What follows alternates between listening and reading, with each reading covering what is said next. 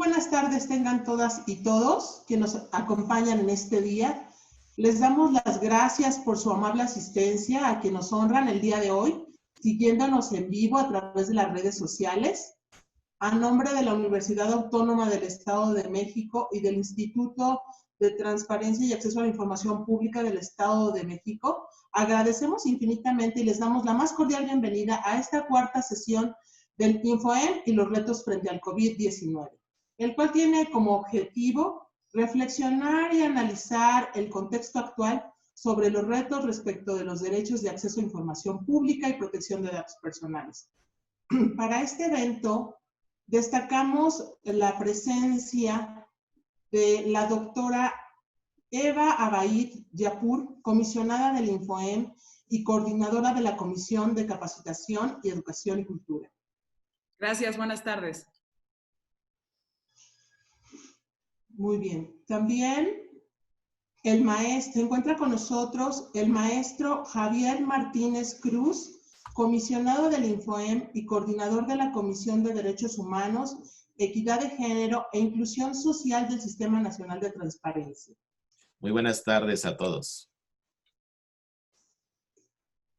Se encuentra con nosotros también, le agradecemos su presencia, el maestro Luis Gustavo Parra Noriega, comisionado del InfoEM. Asimismo, la doctora Reina Lisbeth Ortega Silva, comisionada presidenta del Instituto Michoacano de Transparencia, Acceso a la Información y Protección de Datos Personales y coordinadora de la Comisión de Protección de Datos Personales del Sistema Nacional de Transparencia.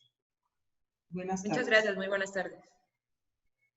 El doctor Ricard Martínez Martínez, director de la Cátedra de Privacidad y Transformación Digital, Microsoft Universidad de Valencia, y miembro de Microsoft Health Advisory Council. Hola, buenas tardes. El doctor Roberto Orozco Martínez, director de Coordinación y Seguimiento de la Secretaría de Protección de Datos Personales del Instituto Nacional de Transparencia, Acceso a la Información Pública y Protección de Datos Personales. ¿Qué tal? Muy buenas tardes. También está con nosotros el licenciado Fernando López, comisionado presidente del Instituto de Acceso a la Información Pública y Protección de Datos Personales del Estado de Tlaxcala. Gracias por la presentación. Un saludo a todos y excelente tarde. Muchas gracias. Se encuentra con nosotros, finalmente, la maestra Zulema Martínez Sánchez, comisionada presidenta del InfoEM. Muy buenas tardes a todas y a todos, qué gusto saludarles. Finalmente, no omito destacar la presencia del maestro Hugo Chaparro, de la Universidad Autónoma del Estado de México.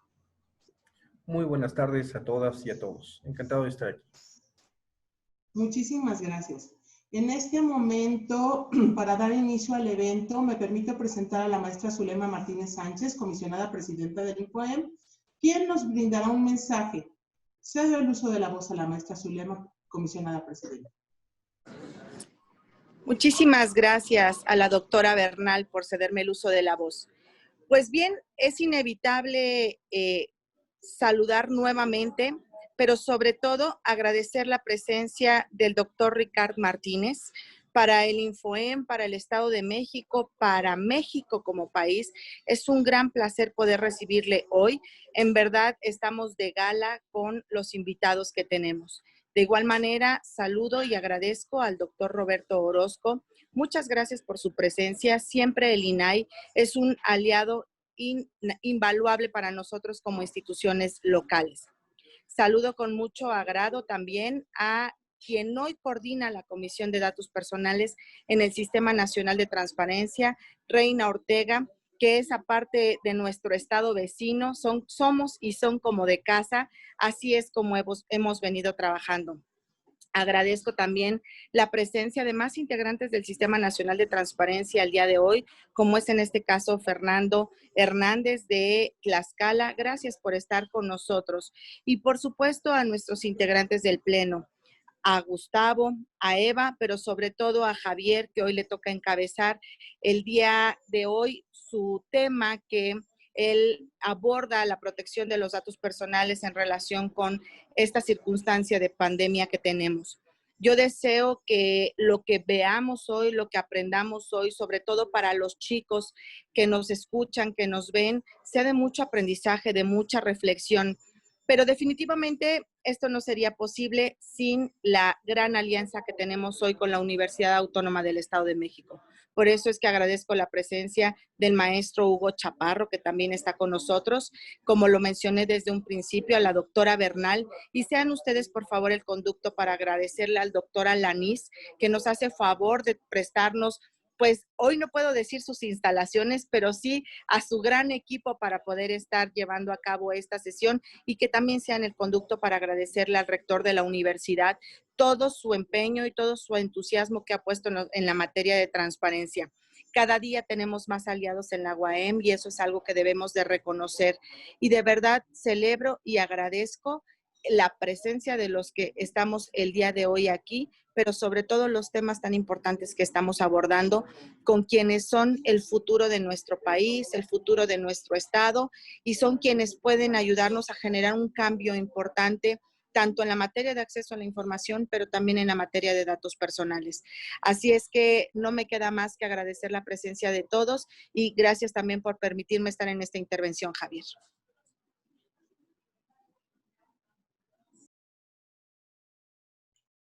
Agradecemos muchísimo a la maestra Zulema. En esos términos, si me lo permiten, y para continuar con el evento, me permitiré hacer la presentación y la lectura de la ficha curricular de la doctora Reina Lisbeth Ortega Silva. Ella es licenciada en Derecho y Ciencias Sociales por la Facultad de Derecho y Ciencias Sociales de la Universidad Michoacana de San Nicolás Hidalgo, maestra en Derecho Administrativo por la División de Estudio de Posgrado de la Universidad Michoacana de San Nicolás Hidalgo y doctora en Derecho por el Instituto Internacional de Derecho y el Estado IDE. Además, cuenta con varios cursos y diplomados en diversas ramas del derecho, entre los que destacan el Diplomado en Prospectiva del Derecho a la Información Pública en México, Diplomado de los Derechos Políticos y su tutela, Diplomado en Argumentación Jurídica y Clasificación de la Información, Diplomado Avanzado de Protección de Datos Personales, Diplomado La Protección de Datos Personales, Derechos Fundamentales y sus Garantías, y el curso de experto de delegado de protección de datos personales. Se ha desempeñado también en diversos cargos en organismos constitucionales autónomos del Estado de Michoacán, como el Tribunal de Justicia Administrativa, el Tribunal Electoral del Estado, el Instituto Electoral del Estado. De igual forma, en dependencias estatales y municipales, como la Secretaría de Finanzas y Administración del Estado de Michoacán y el Honorable Ayuntamiento de Morelia. En la actualidad, ella funge como comisionada presidenta del Instituto Michoacano de Transparencia, Acceso a la Información y Protección de Datos Personales y coordinadora de la Comisión de Protección de Datos Personales del Sistema Nacional de Transparencia, Acceso a la Información y Protección de Datos Personales. Sin más preámbulo, cedo el uso de la voz a la doctora Reina Lisbeth Ortega Silva. Adelante, por favor. Muy buenas tardes, muchísimas gracias, doctora Alma Patricia Bernal, por la presentación. Agradecer a todas y a todos los que están siguiendo esta transmisión, desde luego, muchísimas gracias por acompañarnos y agradecer de forma muy breve nada más, como lo dijo la comisionada Zulema, es inevitable volver a saludar y agradecer. Agradecer la invitación que me hace el Instituto de Transparencia del Estado de México, desde luego la comisionada presidenta Zulema Martínez y a mi amigo comisionado Javier Martínez Cruz por regalarme un espacio en este evento. Saludar con mucho aprecio y cariño a la comisionada Eva Abaid, al igual que al comisionado Gustavo Parra y al comisionado Fernando de Tlaxcala, a todas y a todos, desde luego a nuestros ponentes de lujo, que ya los iré presentando. Y sin más, Pues dar inicio a este panel denominado Protección de Datos, Ejercicio de Derechos ARCO y el COVID-19. Sin duda, un tema que en la actualidad, como ya lo hemos visto y como lo estamos padeciendo, no solo en México, sino a nivel mundial, ha sido un tema muy destacado hablar de la intimidad, de la privacidad, de nuestros datos y todo lo que está sucediendo en medio de esta pandemia y todo el tema sanitario a nivel mundial. Tengo esta difícil tarea de moderar, digo difícil, porque hay mucho conocimiento en este panel y según como es marcado en protocolo, solo les puedo regalar 20 minutos a cada uno de ustedes para que nos llenen de conocimiento y les estaré pues midiendo su tiempo y platicando con ustedes cuando lleguen. Sin más, de hacer la presentación de nuestro primer panelista, un honor recibir desde España al doctor Ricard Martínez Martínez, quien me permitiré leer una breve reseña curricular de su amplia trayectoria. Es director de Cátedra de Privacidad y Transformación Digital, Microsoft Universidad Valencia, miembro de Microsoft Health Advisory Council, director de la Máster Universitario de Protección de Datos en la Universidad Internacional de La Rioja, UNIR. Actualmente presta sus servicios en la Universidad de Valencia como profesor de Derecho Constitucional, doctor en Derecho por la Universidad de Valencia. Ha dedicado su investigación al estudio de Derecho Fundamental, a la protección de datos y a distintas cuestiones relacionadas con la repercusión de las tecnologías de la información y comunicación en la vida privada. Forma parte del grupo de trabajo sobre derechos digitales de los ciudadanos del Ministerio de Energía, Turismo y Agenda Digital. Coordina el grupo de trabajo constituido en la Conferencia de Rectores de la Universidad Española por el impulso del Reglamento General de Protección de Datos. Ha sido jefe del Servicio de Transparencia de la Diputación de Valencia, presidente de la Asociación de Profesional de España y de la Privacidad. Ha colaborado en distintas universidades como docente en estudios de grado o de posgrado. Ha sido responsable del área de estudios de la Agencia Española de Protección de Datos. Además, es autor de distintas monografías dedicadas a la materia, entre ellas Tecnologías de la Información, Policía y Constitución, una aproximación a la crítica y a la autodeterminación informativa, y autor y coordinador de distintos comentarios al Reglamento del Desarrollo de la Ley Orgánica de Protección de Datos, monografías sobre derecho y redes sociales y miembro del Consejo Académico de FAID y coordinación de Foro de Protección de Datos. Sin más, les cedo el uso de la voz al doctor Ricard.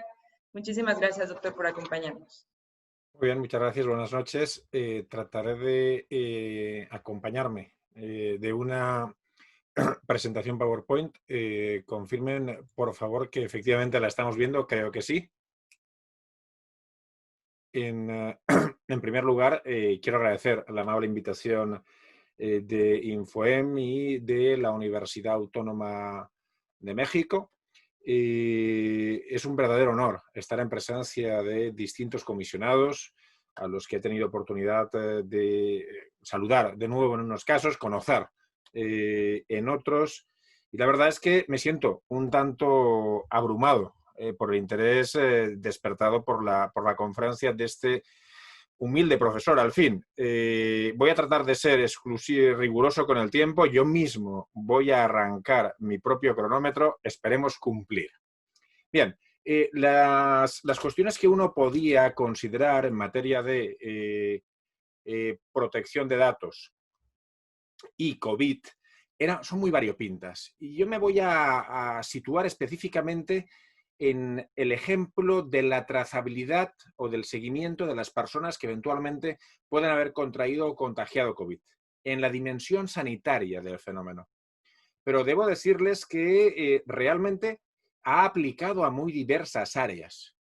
Podría haberles explicado, por ejemplo, el conjunto de estrategias desplegadas por la Universidad Española, la Conferencia de Rectores de la Universidad Española, para trasladar de golpe, en menos de una semana, la docencia de un mundo físico a un mundo completamente virtual y las exigencias en materia de cumplimiento normativo que ha generado algo tan obvio para una universidad como es examinar. Y que ha planteado problemas jurídicos de una enorme enjundia. Por ejemplo, discutir sobre la viabilidad o no de la utilización de reconocimiento facial para validar la identidad de un estudiante. Pero centrémonos específicamente en el ámbito de la salud por una razón que tienen ustedes en la diapositiva. Verán, cuando obviamente hablamos de tratar datos, no debemos olvidar que el valor subyacente son las personas. El propio Reglamento General de Protección de Datos, desde su pórtico, prácticamente desde su fundamento primero, señala que el tratamiento de datos personales debe estar concebido para servir a la humanidad. Es decir, la concepción actual del derecho fundamental a la protección de datos va mucho más allá de su concepción o de su anclaje en su origen en cuanto a derecho de la personalidad como mera limitación de los poderes del Estado. Nuestra sociedad trata información. El Estado social depende del tratamiento de información y la prestación del servicio público de salud depende del tratamiento de información. Por tanto, en el contexto del año 2020, venimos de algún modo obligados a superar el tradicional enfoque defensivo de la protección de datos y considerar el concepto de tratamiento y la disciplina de ese tratamiento, es decir, las garantías que se proporcionan en ese tratamiento, a fin de conseguir también determinados objetivos. Es decir, no es una lucha de blancos y negros, no es un derecho contra otro, no es la privacidad contra la sociedad, no es la privacidad contra el Estado. El balance es bastante más complejo y menos primario que el que pudiera parecer. Así que la primera pregunta es, ¿bajo qué condiciones se pueden tratar datos para el bien común, para el interés público? Esto ha estado subyacente en el debate público sobre protección de datos en la Unión Europea en el contexto de COVID, con manifiestas carencias normativas. Debo decir que mi país, al menos en el ámbito de la investigación, avanzó significativamente, aunque no esté citada en pantalla.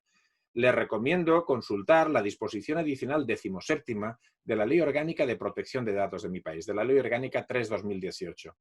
El legislador, tras distintos debates parlamentarios, entendió el carácter crucial que tenía la investigación con datos en el ámbito de la salud. Y entre una de las excepciones al tratamiento de datos, previó, precisamente a petición de la Sociedad Española de Epidemiología, la posibilidad de tratar datos con fines de investigación en el contexto de la lucha contra una pandemia, precisamente por razones epidemiológicas. Por tanto, el legislador, al menos en este caso, sí previó que podrían darse las circunstancias que justificasen el uso de datos pertenecientes a una historia clínica en el contexto de una investigación sanitaria por razones de urgencia, evidentemente con todas las garantías. Bien, ¿por qué? Porque en el contexto de la salud nos enfrentamos a una medicina particularmente novedosa. Verán, en España se habla mucho de las medicinas de las 4 Ps, personalizada, predictiva, preventiva, participativa, y el doctor Julio Mayol, un conocido director de Hospital Español, habla de la medicina poblacional. Pensemos en términos de COVID. En términos de COVID, la trazabilidad de valores no necesariamente sanitarios, como son la movilidad de la población, resulta crucial. Es decir, el análisis, cuando menos estadístico, el análisis comparativo entre la población infectada, la movilidad de la población y la extensión de una pandemia es particularmente relevante. Pensando en la estructura radial de mi país, es evidente que la Comunidad de Madrid sea la comunidad con mayor número de infectados es particularmente grave. Por una razón, en un país como el mío de estructura radial se extiende prácticamente como en círculo la pandemia a partir del contagio de la capital. Opera como un vector de expansión sencillamente en la movilidad de población que va a su segunda residencia en mi comunidad, en la Comunidad Valenciana. Pero no solo esto. Piensen ustedes en cómo se gestiona una hospitalización, una urgencia. Bueno, es muy distinto el modo tradicional, consistente en llamar por teléfono para decir me siento mal, a la existencia de aplicaciones móviles que a partir de la verificación por el propio paciente de tener síntomas de COVID, generan una llamada inmediata que se instala en la historia clínica y permite al rastreador descolgar el teléfono y llamar al paciente. Es un cambio significativo, no hay colas, el personal que atiende es especializado, la capacidad de actuación de ese personal es mucho mayor que la de un auxiliar administrativo al otro lado del teléfono en un servicio de atención urgente a través de un teléfono 112.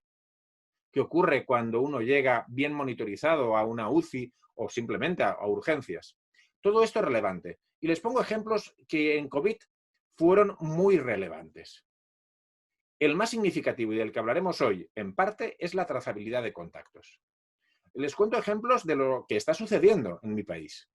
Bueno, uno se puede contagiar en el trabajo, uno se puede contagiar en la universidad, uno se puede contagiar en entorno familiar. Y aquí es sencilla la trazabilidad de contactos. Si yo me contagio y le comunico a mi rastreador que doy clase en la Universidad de Valencia, lo que va a hacer mi rastreador es conseguir los datos de todos los estudiantes a los que impartí clase. Esto es limitadamente sencillo, particularmente rápido. Lo mismo ocurre en un entorno familiar. Pero ¿y si estuve en una discoteca con 1.200 personas más, a las que no tengo el gusto de conocer? En España se ha llegado a llamar a voluntarios a practicarse PCRs a través de altavoces. Ustedes están oyendo lo que está ocurriendo en la Comunidad Navarra, en mi país, con un índice que supera el 1.000, de 1.000 personas por cada 100.000. Bueno, en Pamplona hubo que llamar a través de altavoces de la policía local a los jóvenes que se reunían en los chocos para que voluntariamente fuesen a hacerse PCRs, porque no había modo de saber con quiénes habían estado en contacto. Si paseo por un centro comercial y me veo con gente, la trazabilidad relevante es la de personas con las que estuve durante más de 15 minutos al 1,5 metros. Y lo mismo sucede con unos amigos. Por tanto, los datos de geolocalización de las personas adquieren valor. Y los datos de movilidad. ¿Subí yo a un autobús donde había ancianos a los que pude contagiar? Así como datos estadísticos, poblacionales y de todo tipo. Bien, ¿a qué nos hemos enfrentado? A un conflicto de derechos. Creo que esto es muy importante para los estudiantes que nos escuchan. Partamos del principio básico que ellos ya conocen. El derecho a la protección de datos es un derecho fundamental cuya característica esencial consiste en atribuir al individuo una capacidad de control sobre sus datos personales. Esa capacidad de control es instrumental a la garantía de sus libertades. Gracias al control sobre su información, puede asegurarse de que los datos no serán tratados lesionando sus derechos, discriminándole o afectando a su vida privada. En esas condiciones, el conflicto de derechos que se produce aquí es un conflicto entre el derecho individual a la protección de datos y los derechos que están vinculados a la salud pública. Llevados al extremo, podríamos hablar del derecho a la vida.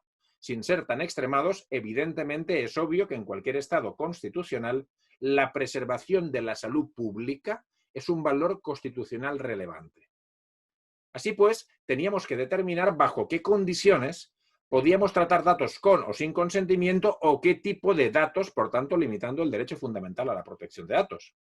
Bien, el juicio que realiza el Tribunal Europeo de Derechos Humanos y también la Corte Interamericana se basa en una serie de estadios. El primero es la determinación del valor, del interés público, de la necesidad en una sociedad democrática. No me voy a detener ni un segundo. Es evidente que en una sociedad democrática tratar datos de salud para luchar contra una pandemia es un valor relevante. Sin embargo, nos enfrentábamos en la Unión Europea a una situación que creo que es el primer punto de atención que se tiene que tener en cuenta desde México y en realidad desde cualquier país: la falta de predeterminación normativa. No existía en la Unión Europea, en la Directiva sobre Telecomunicaciones, nada que permitiera que los servicios de salud pública requirieran datos de localización de teléfonos móviles para localizar contactos próximos, o al menos cercanos. No existía base normativa. Curiosamente, en mi país se aplica una ley, la Ley 25/2007, que permite conservar los datos de geolocalización durante 12 meses con fines policiales. Es decir, aquí sí tenemos base normativa, sí hay predeterminación normativa. Claro, esto planteaba un reto gravísimo. No se había pensado en tratar esos datos, por tanto no se había previsto la excepción. Por otra parte, desde la perspectiva de algunas autoridades, si bien la medida podía ser idónea, aunque la trazabilidad que ofrecen los datos de telecomunicaciones desde unos 30 metros, desde el punto de vista de la intervención mínima, es decir, del sacrificio de la lesión que se podía producir en el interés público, tampoco acababan de encontrar justificación. Adicionalmente, y creo que esto es muy relevante señalarlo, en esta ponderación de bienes, en los que estaba por un lado la salud, el interés vital, por otro lado la protección de datos, se produjo un debate público en el que se cuestionó de modo muy significativo la confiabilidad del Estado a la hora de tratar datos. Es decir, tenemos un cóctel explosivo. De una parte, tenemos una carencia de seguridad jurídica y de otra parte tenemos a una comunidad de expertos, de hacedores de opinión en materia de privacidad, que cuestionan la confiabilidad del Estado a la hora de tratar los datos. Esto genera inmediatamente una desconfianza poblacional particularmente significativa. Yo he visto en mi WhatsApp, en mi mensajería privada, mensajes del tipo: no te descargues la aplicación móvil de la comunidad autónoma de, en este caso, Madrid, porque la han diseñado para vender datos a las empresas de telecomunicaciones españolas. Lo cual era una falsedad de todo punto. Era una malinterpretación del debate que los expertos estaban promocionando o proporcionando. Y aquí apelo, en el caso de los futuros egresados, pero también a la conciencia de cualquier persona experta en privacidad que esté escuchando o vaya a escuchar esta sesión. Miren, tenemos una enorme responsabilidad. Nuestra tarea es garantizar los derechos fundamentales, garantizar el derecho a la protección de datos. Pero cuando esto se hace desde el alarmismo, desde atribuir ciertas conductas que no se han verificado, desde cuestionar la confiabilidad de quienes están luchando por nuestra vida, no lo olviden, quien trataba los datos son las mismas personas que se podían contagiar y morir. No creo que tuvieran un interés excesivo, mientras estaban preocupados sobre si se contagiaban o no, en manipular nuestros datos o en controlarnos. Creo que el interés era otro. Trasladar al debate público esta sensación es pernicioso, es dañino. No nos ayuda a mejorar la garantía del derecho a la protección de datos. La transparencia, uno de los valores que atesoran los comisionados, aquí sí es fundamental. La ciudadanía debe saber qué hacemos, cómo lo vamos a hacer y con qué garantías.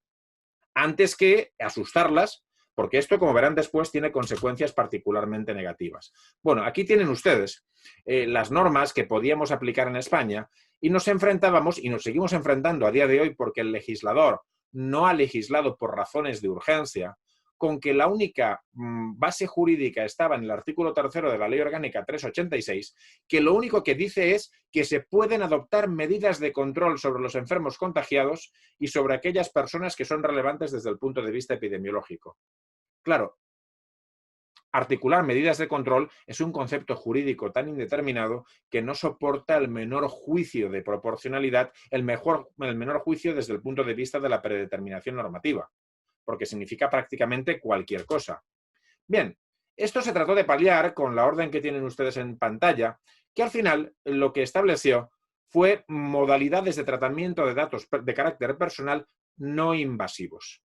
Es decir, aplicaciones móviles que geolocalizaban muy limitadamente simplemente para poder escoger el médico y, sobre todo, tratamiento de información anonimizada para hacer estudios de movilidad. No fue más allá la cuestión. No fue más allá la cuestión, no era un estado de excepción. Es más, la orden específicamente garantizaba que se iban a cumplir con el conjunto de normas que exigía el Reglamento General de Protección de Datos para el tratamiento de datos personales. Como tenemos 20 minutos y esto estará a su disposición, permítanme que vaya al grano. Es decir, como les he dicho, tratamos datos básicos, concertamos una cita médica, autoevaluamos nuestro estado, hacemos estudios de movilidad anonimizados y esto nos llevó a la siguiente situación. El debate adquirió dimensiones particularmente significativas porque en aquellos momentos, estamos hablando de abril, mayo de este año, se conoció que en Singapur o en China se utilizaban aplicaciones móviles muy invasivas desde el punto de vista de la privacidad para contribuir a la trazabilidad de contactos e incluso a definir por dónde y cómo se podía mover la población. Recordarán ustedes las aplicaciones móviles chinas con el código de colores que determina en función del color que se te asigna por qué zonas de la ciudad te puedes mover. A nivel europeo surgió una iniciativa, PEP3, que definía un modelo de aplicación que supuestamente a través de criterios de anonimización y utilizando criptografía permitía realizar trazabilidad de contactos sin intervención del Estado y sin acceso a datos. La aplicación, aunque es compleja en términos tecnológicos, es sencilla de explicar. La aplicación activa nuestro emisor de Bluetooth. Cuando está próximo a cualquier número telefónico, a través de un algoritmo, genera un código numérico no coincidente con el número de teléfono que permite vincular a los dos teléfonos e identificar qué teléfono ha estado próximo y durante cuánto tiempo. Esto genera una base de datos, en principio descentralizada, que permite, una vez que a ti se te ha declarado positivo, dar voluntariamente de alta el positivo en la aplicación y alertar de modo inmediato a todas las personas que han estado en riesgo de que ese hecho se ha producido para que acudan autónoma y directamente al servicio de salud. Esta mecánica, en principio, garantiza la completa anonimidad y tiene un factor de corrección. Y es que yo no puedo darme de alta voluntariamente en sentido estricto. No puedo utilizar la aplicación y decir, hola, soy positivo. No. El sistema de salud me tiene que dar un código que sirve para declarar el positivo. Código que no se vincula con mi identidad y que opera como elemento de control para evitar usos indebidos, falsos positivos y este tipo de cuestiones. Sin embargo, esta aplicación también paga ciertos precios. Se ha cuestionado su seguridad porque ofrece vulnerabilidades en términos de Wi-Fi y en términos de uso de Bluetooth. Son conocidas cada vez más las aplicaciones de rastreo Bluetooth en centros comerciales, por ejemplo, para la medición de aforos y para la edición de publicidad. Y adicionalmente ha requerido de una implementación por parte de Apple y por parte de Google, cuya transparencia podría ser manifiestamente mejorable. Sin embargo, y es aquí donde me quería detener en la reflexión anterior, el debate previo, poniendo en cuestión las aplicaciones móviles y la confiabilidad del Estado, ha tenido un efecto pernicioso, que creo que en México deberían prevenir. La ciudadanía ahora desconfía. El resultado práctico es que se necesita como de un 40% de la población para que la aplicación rinda beneficios, para que sea confiable y ayude a la lucha contra la pandemia. En el país no se está alcanzando ese grado de instalación en los terminales móviles. Sigue siendo minoritaria, al margen de ciertas dificultades en un país como el nuestro, en el que ha habido que integrar 17 sistemas de salud, 17 sistemas de información distintos, todo por 17. Entenderán la dificultad que tiene eso en términos tecnológicos. Bien, reflexiones para ir finalizando. En primer lugar, me preocupa como constitucionalista, me entenderán, no hay nadie más preocupado por el control sobre la actividad del Estado que yo. Pero vivimos en un Estado de Derecho que tiene mecanismos de control. Cuestionar al Estado en algo tan grave y significativo como la salud no ha sido precisamente la mejor de las ideas. En segundo lugar, creo que la actitud de los profesionales ha dejado mucho que desear. Creo que nuestra tarea, especialmente de aquellos que son capaces de generar opinión, es ser mesurados, ser ponderados, ser críticos cuando corresponde, defender la privacidad, pero no hacerlo de modo absolutamente apresurado, sin fundamento, sin conocimiento de causa, con declaraciones que alarman a la población.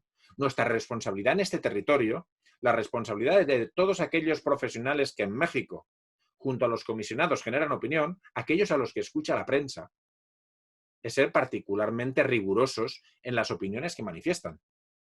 Porque el efecto que pueden producir en términos de reputación y en términos de confiabilidad para el Estado son particularmente gravosos.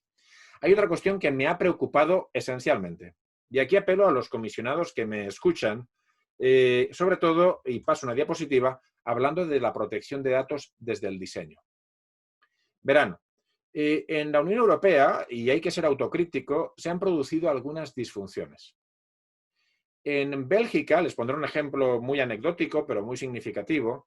En Bélgica, la Autoridad de Protección de Datos consideró que tomar la temperatura en un aeropuerto o a la entrada de un supermercado, mientras no se preguntase el nombre y apellidos y se hiciese con discreción, no suponía tratar datos personales.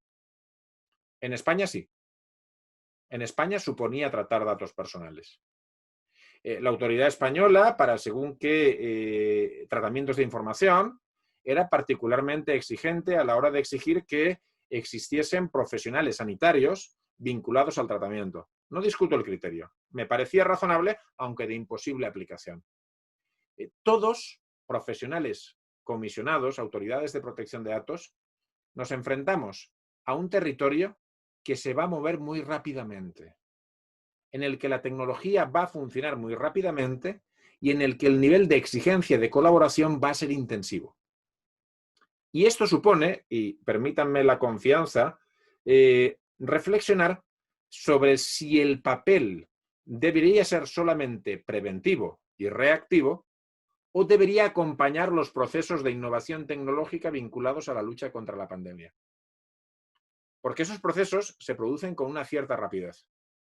Y no es lo mismo estar en el proceso de desarrollo de una aplicación acompañando, apoyando, en el sentido de ejerzo mi misión, pero no me espero a tener el conflicto, que esperar a algo que va muy rápido y que puede evolucionar de una manera muy, muy, muy veloz.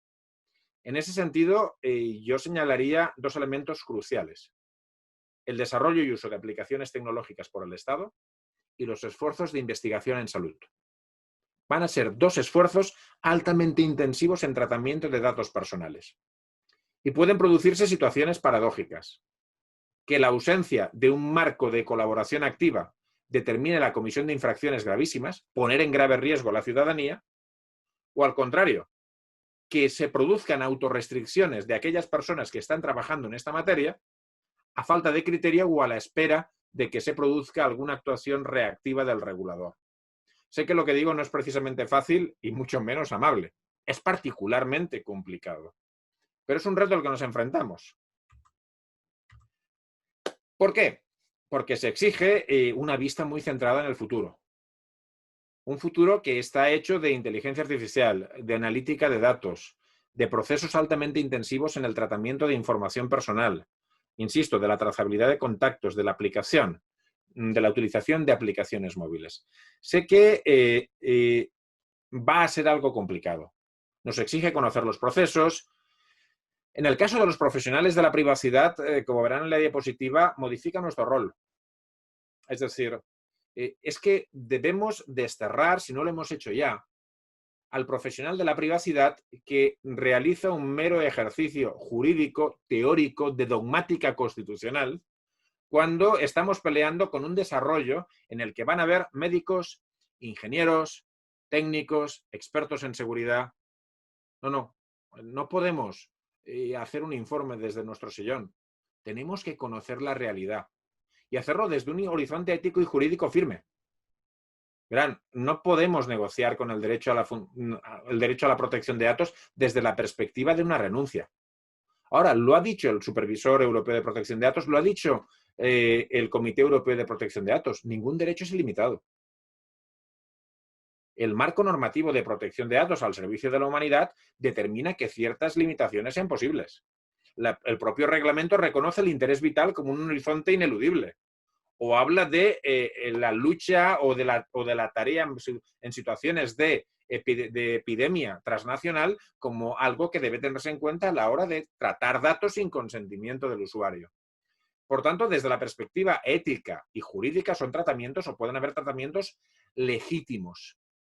Pero es esencial aplicar la metodología de protección de datos desde el diseño, no solo desde la perspectiva de quienes desarrollan, sino también desde la perspectiva de los reguladores.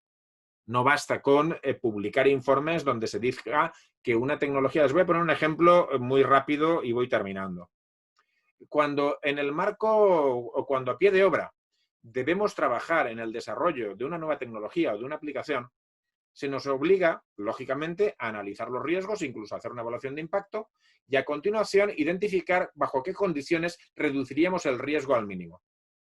Bien, esto también debe ocurrir cuando diseñamos políticas públicas de cumplimiento normativo desde un regulador. Si yo me paro cuando analizo una tecnología en todos los riesgos que plantea, he hecho una parte de mi trabajo. Pero si me quedo ahí, lo que transmito a los desarrolladores, lo que transmito a los operadores jurídicos es que esto es riesgoso. Si no trabajamos en identificar bajo qué condiciones esos riesgos son gobernables, el mundo se para. Ahora bien, si llegamos a la conclusión de que el riesgo es de tal naturaleza que no admite ningún tipo de gobernanza, ningún tipo de remedio, por supuesto, será una tecnología a la que renunciar. Bueno, esto es cuanto quería decirles, lo he hecho de un modo aceleradísimo. Creo que me he pasado un par de minutos como mínimo del tiempo, por lo que pido disculpas, pero me quedo con esta última reflexión. En el contexto de COVID, el trabajo de expertos, profesionales, industria, gobierno y comisionados debe alinearse cumpliendo con dos objetivos: preservar la salud, garantizar el derecho fundamental a la protección de datos. Y créanme que es posible. Muchísimas gracias, doctor Ricard. No tiene por qué pedir disculpas, doctor. Es una delicia estarlo escuchando, créanme. Muchísimas gracias. Y continuando con el panel, es el turno del doctor Roberto Orozco Martínez, de quien también me permitiré leer una pequeña síntesis curricular de su amplia trayectoria.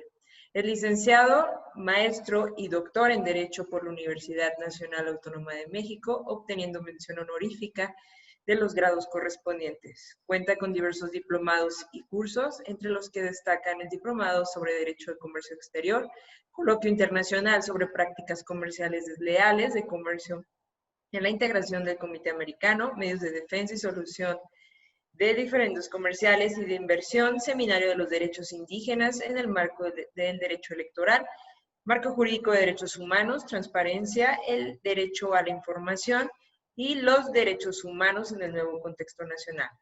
En su experiencia profesional es director de procedimientos y consultas de la Unidad de Prácticas Comerciales Internacionales de la Secretaría de Economía, asesor de la Presidencia de la Comisión Nacional de Derechos Humanos y titular de programas de quejas de la Comisión Nacional de Derechos Humanos, asesor del presidente del Instituto de Acceso a la Información Pública y Protección de Datos Personales del Distrito Federal, y actualmente director y coordinador de seguimiento de la Secretaría de Protección de Datos Personales del Instituto Nacional de Transparencia, Acceso a la Información y Protección de Datos Personales. En su experiencia académica, catedrático del Instituto Tecnológico de Estudios Superiores Monterrey, de la Barra Nacional de Abogados, de la Universidad La Salle y de la Universidad Sureste, entre otras. Doctor Orozco, tiene el uso de la voz. Muchísimas gracias. Muchas gracias. Buenas tardes. Antes que nada, agradezco enormemente la invitación que me hizo a favor el comisionado Javier Martínez, quien también es coordinador en el Sistema Nacional de Transparencia, a quien admiro y le tengo gran respeto. De igual manera, saludo a la doctora Reina Ortega, comisionada presidente del INPAI, así como coordinador de protección de datos del Sistema Nacional de Transparencia. Igual, tanto a los comisionados que se encuentran presentes, Eva Baid, al comisionado Parra del INFOEM, así como al comisionado Fernández Hernández del Instituto de Tlaxcala. Y de igual manera, pues agradezco la invitación de poder participar en esta charla a las autoridades de la Universidad Autónoma del Estado de México, tanto a Hugo Chaparro como a Patricia Bernal, mi agradecimiento. En este sentido, empezaremos a platicar el tema, un tema por demás importante y relevante en la época actual, que es la protección de datos, que muchos de nosotros hemos denominado lo que se da dentro de la pandemia. Y aquí es un tema que es importante tener en cuenta. El hecho de tener COVID, o el haber tenido COVID, o imposible también el estar en contacto con una persona que tiene COVID, es un estado de salud, es información de un estado de salud. Sin embargo, desde un punto de vista técnico-jurídico, ¿qué es lo que está revelando? Está revelando un dato personal de carácter sensible. Y este es un tema relevante, porque como todos nosotros sabemos, los datos personales de carácter sensible, además de que se encuentran regulados en dos ordenamientos, como es la Ley General de Protección de Datos Personales en posesión de los sujetos obligados, así como en la Ley Federal de Protección de Datos Personales en posesión de particulares, coincidentemente los encontramos en el artículo 3.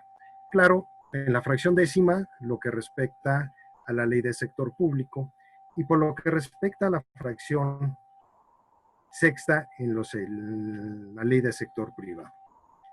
¿Por qué es importante el tener presencia del dato personal? En este sentido, el dato personal sensible es todo aquello que permite conocer la esfera más íntima de su titular, o incluso cuya utilización indebida puede dar origen a una discriminación o conlleva un riesgo grave para éste.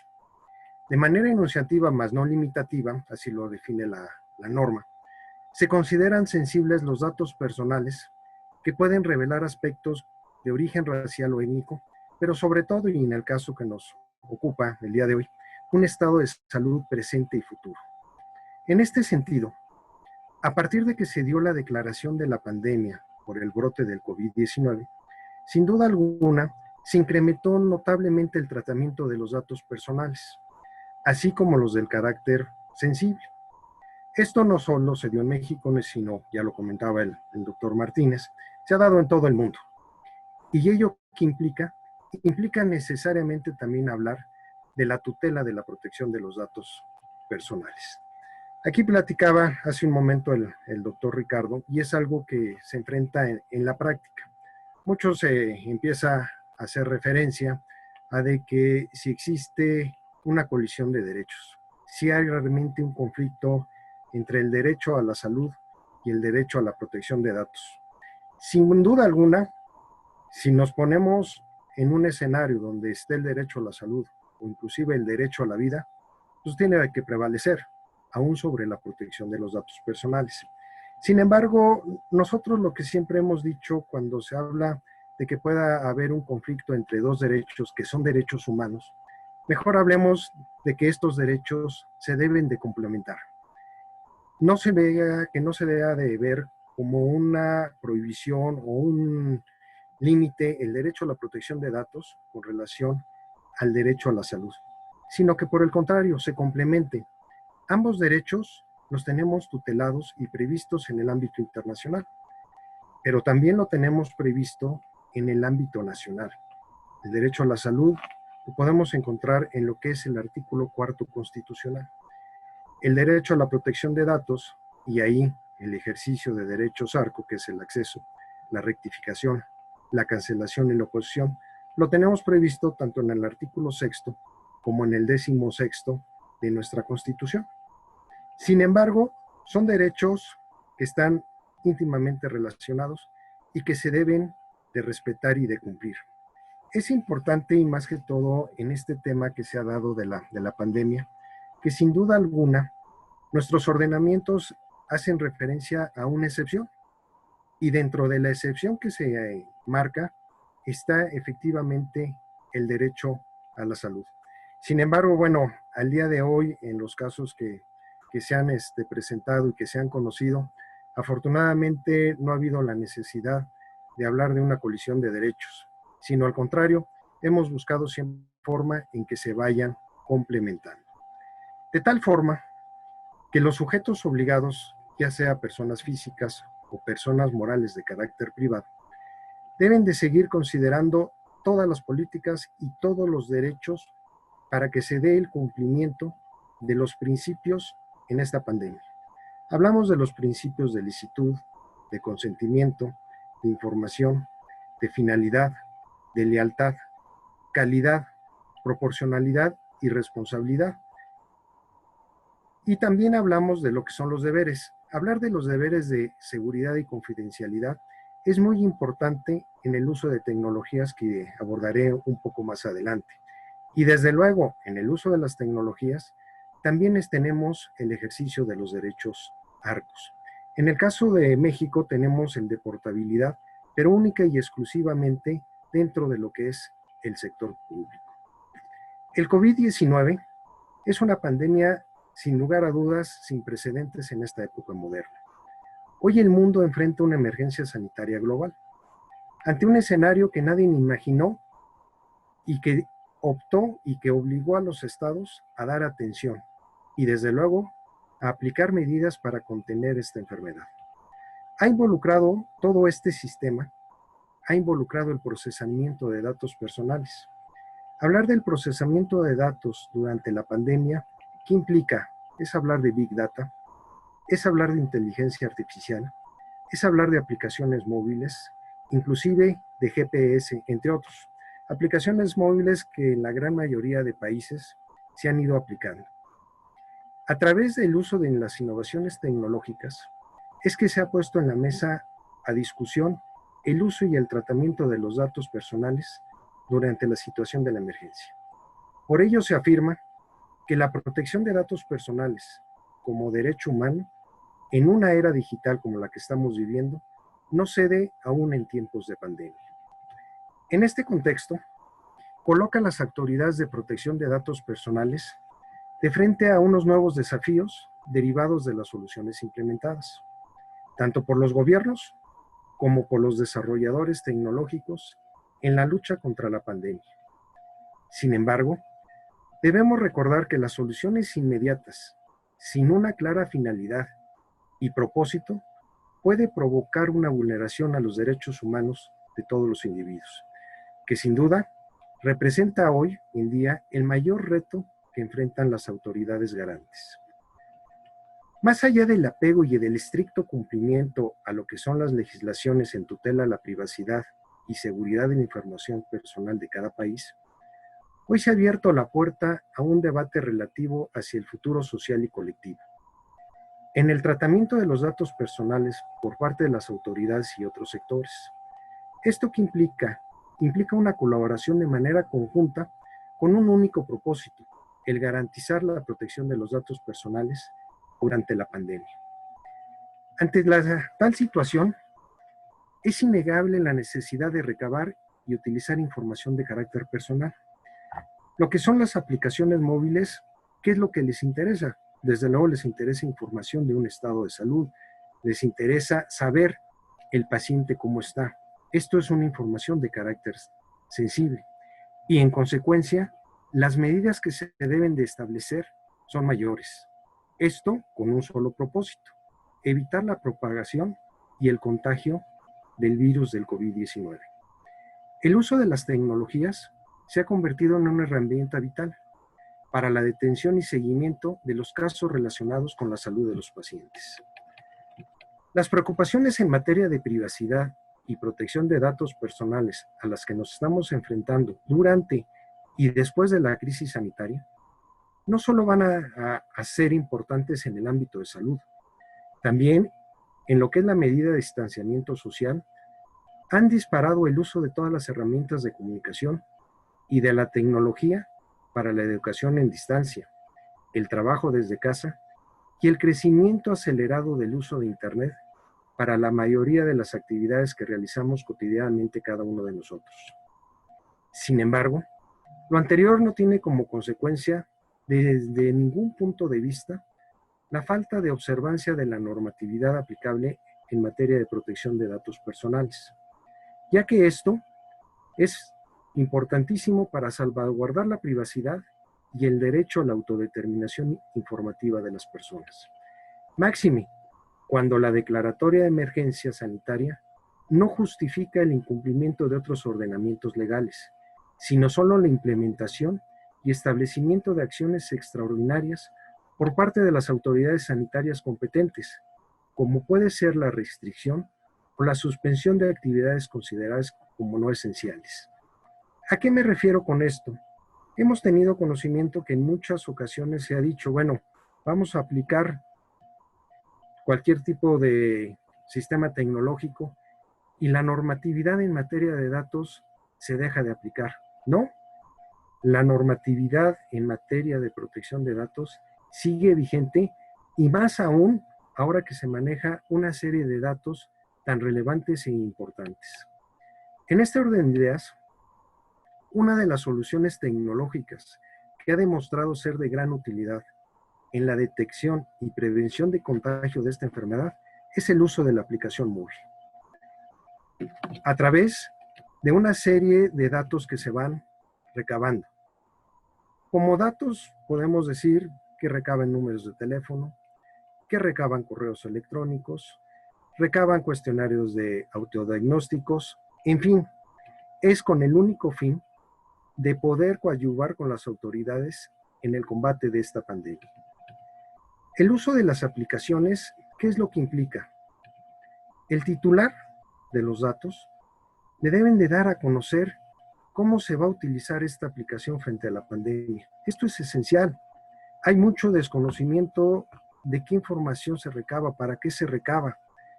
Le deben de dar la certeza de que los datos personales que les son requeridos realmente son los necesarios y proporcionales a los fines de la contención de la enfermedad.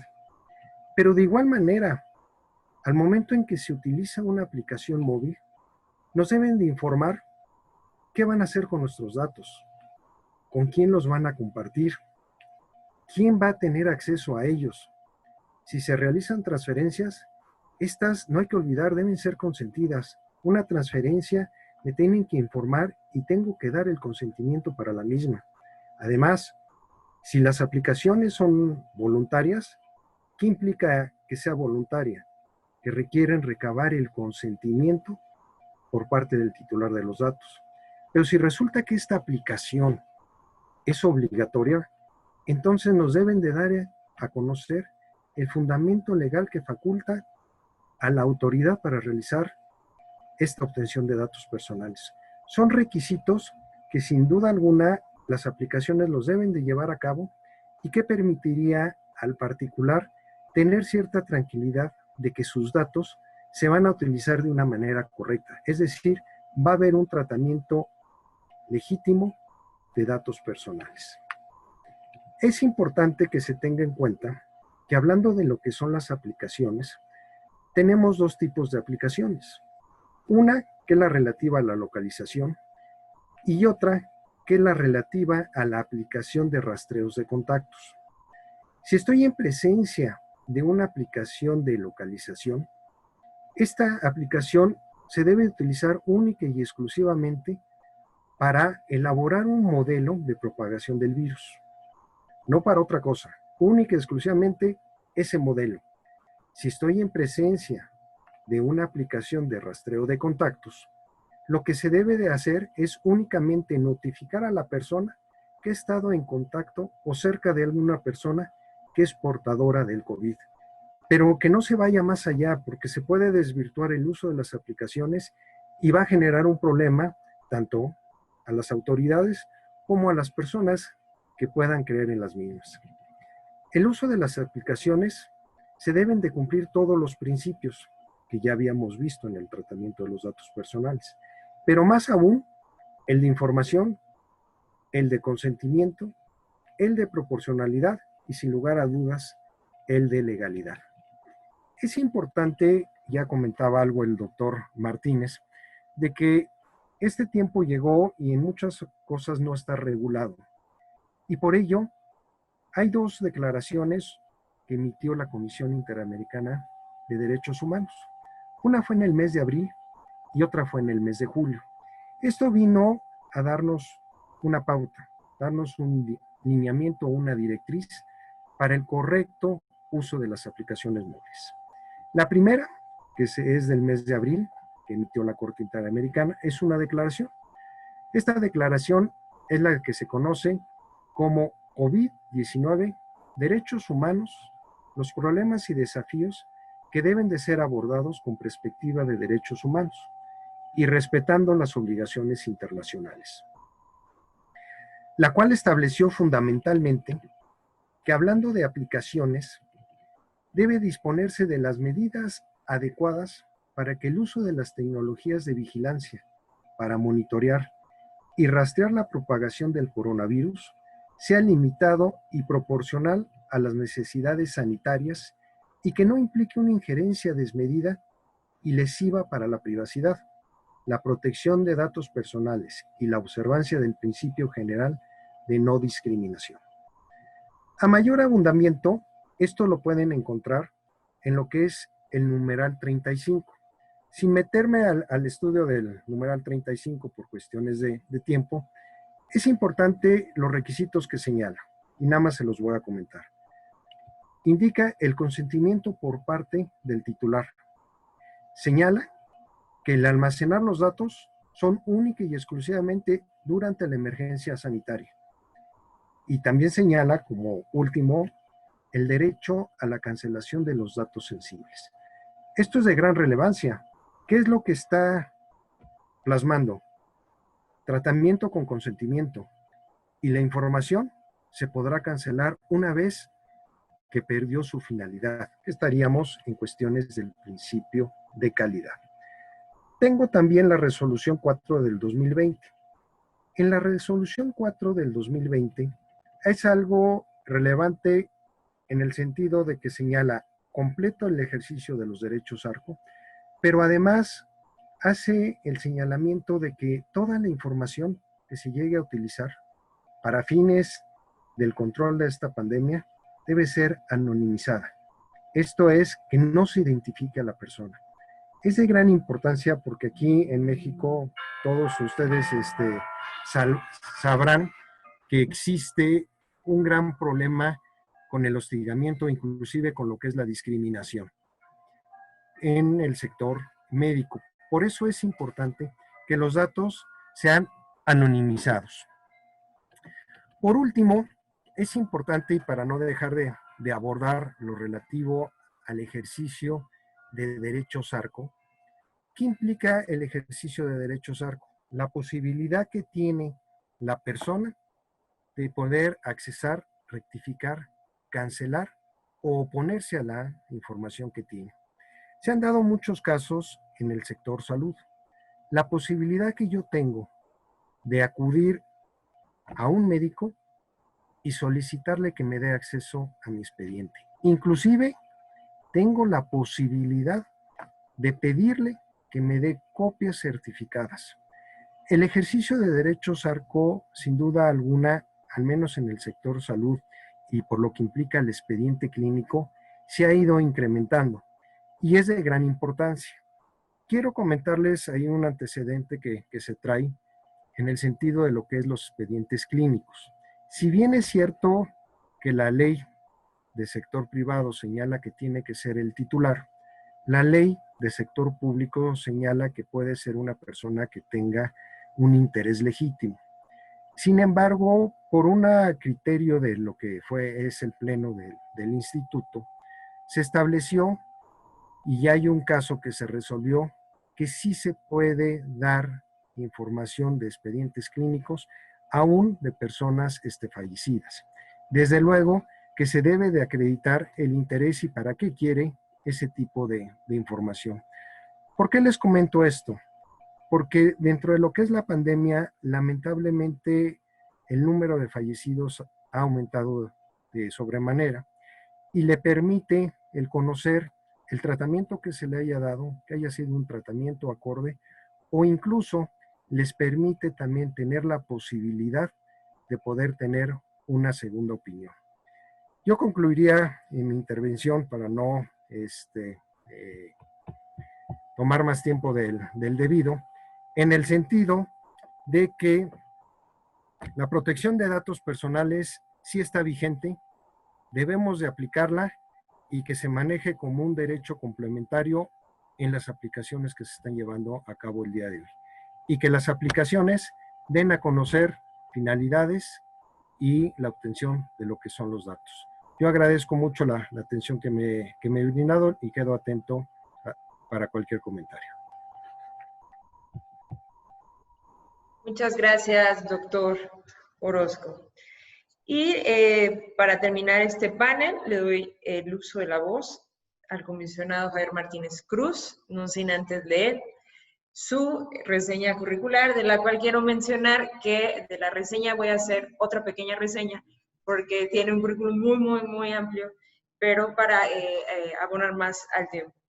Es licenciado en Administración por la Universidad Autónoma Metropolitana, realizó estudios de Ingeniería y Comunicación Electrónica en el Instituto Politécnico Nacional. Es maestro en Administración Pública por el Centro de Investigación y Docencias Económicas CIDE, candidato a doctor en Gestión Estratégica y Políticas del Desarrollo por la Universidad Anáhuac Norte y candidato a doctor en Derecho por la Barra Nacional de Abogados. Obtuvo la especialidad en Instituciones Administrativas de Finanzas Públicas en la Universidad Nacional Autónoma de México. Es maestro en Derecho Constitucional y Amparo por la Facultad de Derecho de la Barra Nacional de Abogados. Participó en el Diplomado de Experto en Victimología en el Centro de Formación Permanente de la Universidad de Sevilla, España. Participó en el Diplomado de Experto Universitario en Reglamento General de Protección de Datos en la Universidad Nacional de Educación a Distancia en Madrid, España. Se encuentra cursando el doctorado en Derecho de Investigación en Herencia Digital, una perspectiva comparada de los sistemas jurídicos de México y Europa con el contexto de los derechos digitales por la Universidad de Sevilla. Asimismo, el doctorado en Pensamiento Complejo por la Multiversidad del Mundo Real, Edgar Morin. Obtuvo la certificación de Delegado de Protección de Datos Experto por la Asociación Profesional de España de Privacidad y la certificación Data Privacy Professional que otorga la Asociación Española para el Fomento de Seguridad de Información, ambas emitidas en la entidad de certificación ENAC 2020. Actualmente destaca su experiencia profesional como comisionado del Instituto de Transparencia, Acceso a la Información Pública y Protección de Datos Personales del Estado de México y municipios y coordinador de la Comisión de Derechos Humanos, Equidad de Género e Inclusión Social del Sistema Nacional de transparencia. Sin más, le doy el uso de la voz al comisionado Javier Martínez Cruz. Muchas gracias. Muchas gracias, comisionada, digo, amiga, porque creo que aplica muy bien con nosotros esa frase de Mario Benedetti: codo a codo somos mucho más que dos, y creo que ha sido una aliada importante en mi vida. Muchas gracias, de verdad.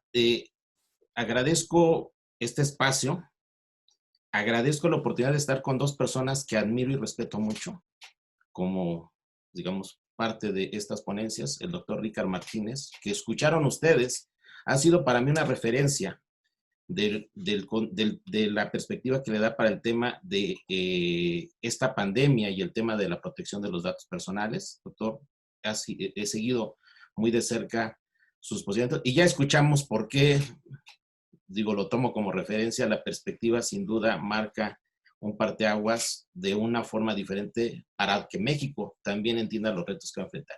¿Y qué puedo decir del doctor Roberto Orozco, mi profesor, de quien aprendí a amar el derecho? Me marcó la pauta precisamente en el doctorado, en la maestría, y siempre es quien consulto cuando tengo mis dilemas respecto a lo que quiero hacer. Entonces, de verdad, doctor Orozco, muchas gracias por siempre ser parte y estar acompañándome en este tipo de travesías. ¿Qué puedo decir de mis compañeros del Infuen, aliados en este proceso? Eva, siempre al lado y siempre marcando estos espacios importantes como este seminario como coordinadora. Muchas gracias, Eva, por todo el apoyo. Gustavo, otro compañero con el que damos buenos debates, pero también compartimos muchas perspectivas. Muchas gracias. No nos acompaña José Guadalupe, también un compañero combatiente dentro del Infuen, y bueno, pues mi comisionada presidenta Zulema, que se tuvo que retirar. A la doctora Ana Patricia Bernal, el maestro Hugo Chaparro, muchas gracias por este espacio dentro de la universidad. Comuníquenle tanto al director de la Facultad de Derecho como al rector. A toda la comunidad, sin duda, lo que estamos viendo, ustedes son receptores de lo que tenemos. Y miren, yo no quería digamos, no atender, pero hay mucha gente que nos está siguiendo y la verdad nos están acompañando porque muy interesados por el tema que vamos a tratar, la participación del doctor Ricard Martínez, el contexto de lo que estamos viendo, en qué estamos cayendo en temas que creo que poco se ha abordado, como este tema de seguimiento, aplicación y las tecnologías de la información. Miren, nos acompaña la directora de datos del Estado de Guerrero, Zuli Dayan, el comisionado Fernando Hernández de Tlaxcala, comisionado presidente, la diputada María Luisa Mendoza Mondragón, también la diputada Brenda Escamilla, la diputada Araceli Casasola, la diputada Montserrat Ruiz, que hace rato estuve con ellos y estamos trabajando precisamente en algo que acaban de aprobar en el Estado de México. Somos el primer estado que garantiza el derecho en su constitución a las tecnologías de la información y al Internet. Podremos transitar sin ningún problema a derechos digitales, creo que a partir de esa reforma que se acaba de aprobar el día de ayer en Comisiones Unidas. Está también la comisionada María Elena Guadarrama del Estado de Querétaro. Está también Marianne Vega Balancarte encargada de transparencia, la directora de datos Elizabeth de Veracruz, el diputado Omar Milton López Avendaño, presidente del Comité de Transparencia del Congreso del Estado de Tlaxcala. También está con nosotros el maestro Marco Antonio Valencia Barrientos, secretario técnico del Comité de Transparencia, también del Estado de Tlaxcala. Mi amiga querida, ¿sí?, la excomisionada Rosalinda Treviño del Estado de Tamaulipas. Y sé que mucha gente más, pero bueno, ¿por qué quise darles este espacio? Porque sin duda siempre estar con nosotros fortalece este tipo de eventos y vemos el interés que tenemos para esta parte. Miren, rápidamente me voy a ir con una presentación. Afortunadamente creo que ya me dio el contexto muy bien el doctor Ricard Martínez y también el doctor Orozco. Miren, para el tema que hoy nos ocupa, ¿qué tenemos? Sin duda, lo que hoy nos convoca, hablar de la protección de los datos personales en el contexto del COVID, nos lleva a reflexionar un antes, un presente y lo que viene para México. Todos conocimos esta parte planeativa que nos planteó en su momento la Organización Mundial de la Salud. Creo que ha sido superada, ¿sí? Porque eso que quisimos en su momento atender, bueno, pues creo que nos quedamos entre la 3 y la 4, ya como que eso dejó de ser relevante. También conocimos, y ya lo mencionaba muy bien el doctor Orozco, todas estas recomendaciones que en su momento nos hizo la Comisión Interamericana de Derechos Humanos cuando nos hacía ver la importancia de los derechos humanos y la vigencia de estos, entendiendo que estamos en un contexto verdaderamente de emergencia mundial, nacional y local. Y que donde el tema, sin duda, de la atención de los derechos humanos ante esta pandemia iba a ser un reto que como humanidad nos iba a exigir una serie de atenciones a diferentes derechos, a diferentes obligaciones, a diferentes medidas. También conocimos muy específicamente lo que en materia de acciones de datos personales nos establecía en estos puntos.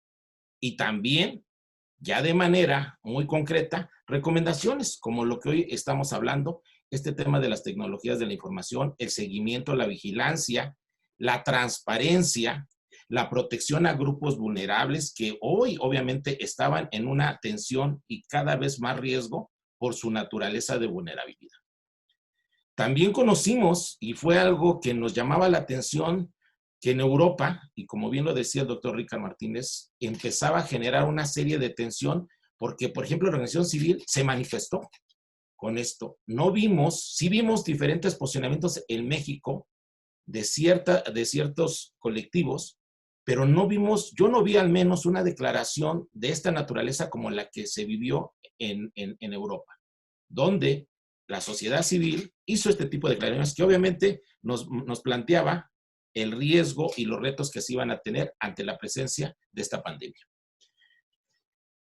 Y creo que salieron voces que son, como decíamos, al igual que el doctor Ricard Martínez, voces que imponen y que marcan los retos que teníamos. Este tema ante lo que iba a ser los dilemas de ver un derecho, el bien común y el encuentro de estas perspectivas, derecho a la salud, la protección de los datos personales, el tema de la privacidad. Ya me empezaban a mandar estos mensajes que eran importantes. ¿Qué deriva en todo esto? Cuando yo vi este posicionamiento, cuando vi que ya lo escuchamos, creo que lo escuchamos de viva voz, yo hacía referencia siempre a este artículo, pero bueno, ya escuchamos al autor, hablaba de esta ponderación de derechos, hablaba de la necesidad de entender y los retos que íbamos a tener y también lo que dejamos de atender en materia de normatividad, pero que ya el destino nos había alcanzado. Por eso, cuando yo hago referencia a lo que se plantea en España o que plantea el doctor Ricard Martínez, nos obliga a poner atención en nuestra Ley General de Protección de Datos Personales en el sector público, en lo que también nos permite empezar a actuar bajo este contexto de ponderación o bajo este contexto donde se pueden dar ciertas excepciones. Y es muy claro el artículo 6º de nuestra Ley General de Protección de Datos Personales, donde nos habla de la necesidad de que muchas de las veces ciertos derechos, o el derecho en este caso de protección personales, ¿sí?, puede empezar a ceder porque hay un interés público por cuestiones de salud pública o, como bien lo dice ahí, de otras disposiciones jurídicas tan importantes. Pero también nos dice el artículo 8 que todo se tendrá que hacer bajo el parámetro de control de regularidad constitucional y también de ese bloque de constitucionalidad que tenemos en el artículo 133 para hacer valer el derecho humano a la protección de los datos personales junto con la interacción con otros derechos, no fuera de este Estado de Derecho, porque así nos lo mandataba el artículo 8. Creo que hasta hoy entendimos lo que decía ese artículo 8 de la Ley General, donde tendríamos que lograr armonizar estos derechos siempre en un contexto de pleno respeto a la dignidad humana.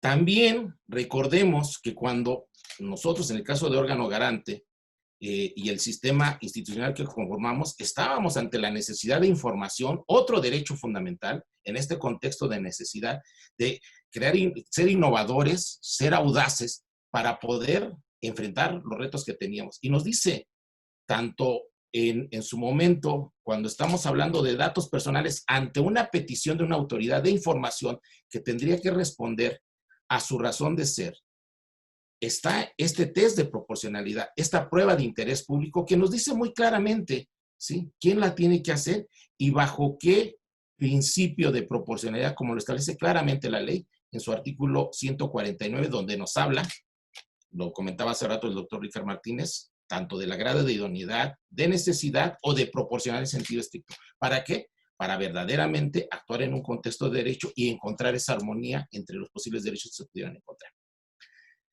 También, y creo que ha sido algo que poco hemos explorado, decíamos, artículo 22 claramente nos dice, ante una situación de emergencia, ¿sí?, no se puede conceder la no recabación del consentimiento. ¿Por qué? Porque estamos ante una situación, como lo marca la fracción séptima, de prestación de asistencia sanitaria. O bien, como nosotros en el Estado de México fuimos muy explícitos en el artículo 34, donde se expresa por parte del Legislativo del Estado de México que no será necesario proporcionar el aviso de privacidad de manera previa cuando se trate de urgencias médicas o estemos en esta situación que es la que estamos viviendo.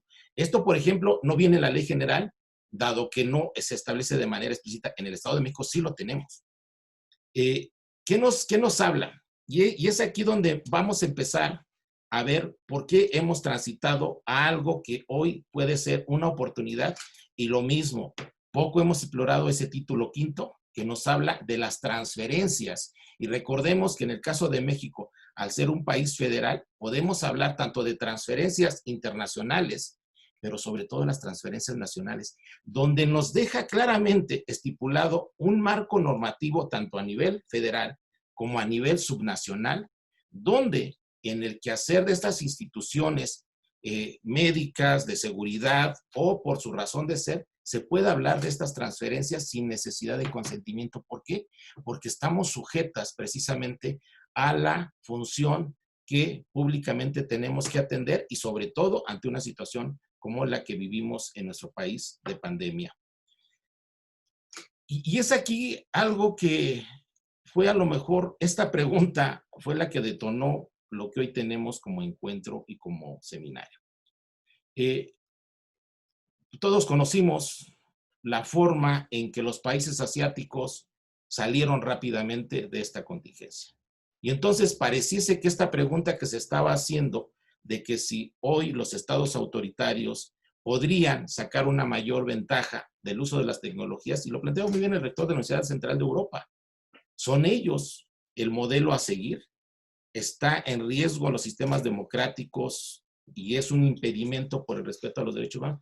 Yo creo que ahí vino toda esta ola y cadena de acciones que buscaban responder y que siguen buscando responder a este cuestionamiento. ¿Por qué razón? Porque todos empezamos entonces a tratar de ver de qué manera podíamos utilizar aquello que había servido a estos países asiáticos y que les había permitido tener un control mayor respecto a las personas que fallecieron, rápidamente estar esperando este esquema de comercio o de economía mundial y recurrimos a esto. Y parecía que era una carrera por el desarrollo de estos tipos de tecnologías. Todos escuchábamos lo que planteaba Google, lo que planteaba Apple, decir qué es lo que se necesita. Pero bien lo decía el doctor Ricardo Martínez, creo que no estábamos preparados para esto.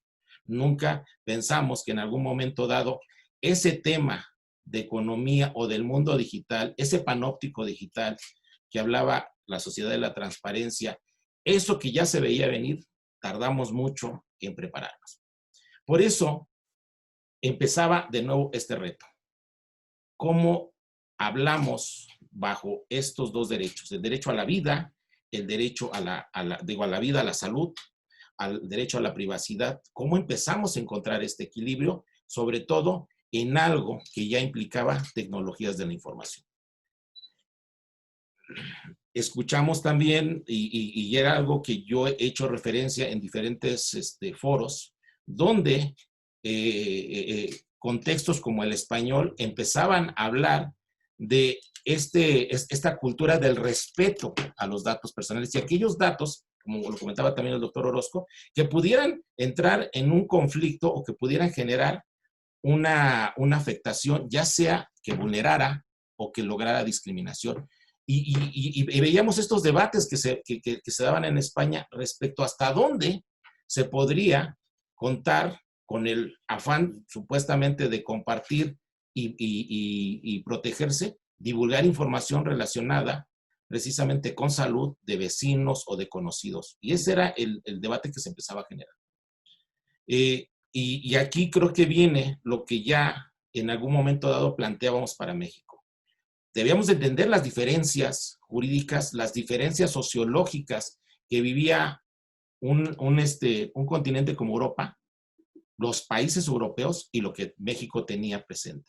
Obviamente hemos caminado y hemos seguido muy de cerca el Reglamento General Europeo de Protección de Datos Personales, diseñamos nuestro modelo de Ley General de Protección de Datos Personales en posesión de sujetos obligados, muy parecidos a los 99 artículos de reglamento, nuestros 168 artículos de la Ley General, encontramos siempre un equivalente en el reglamento europeo.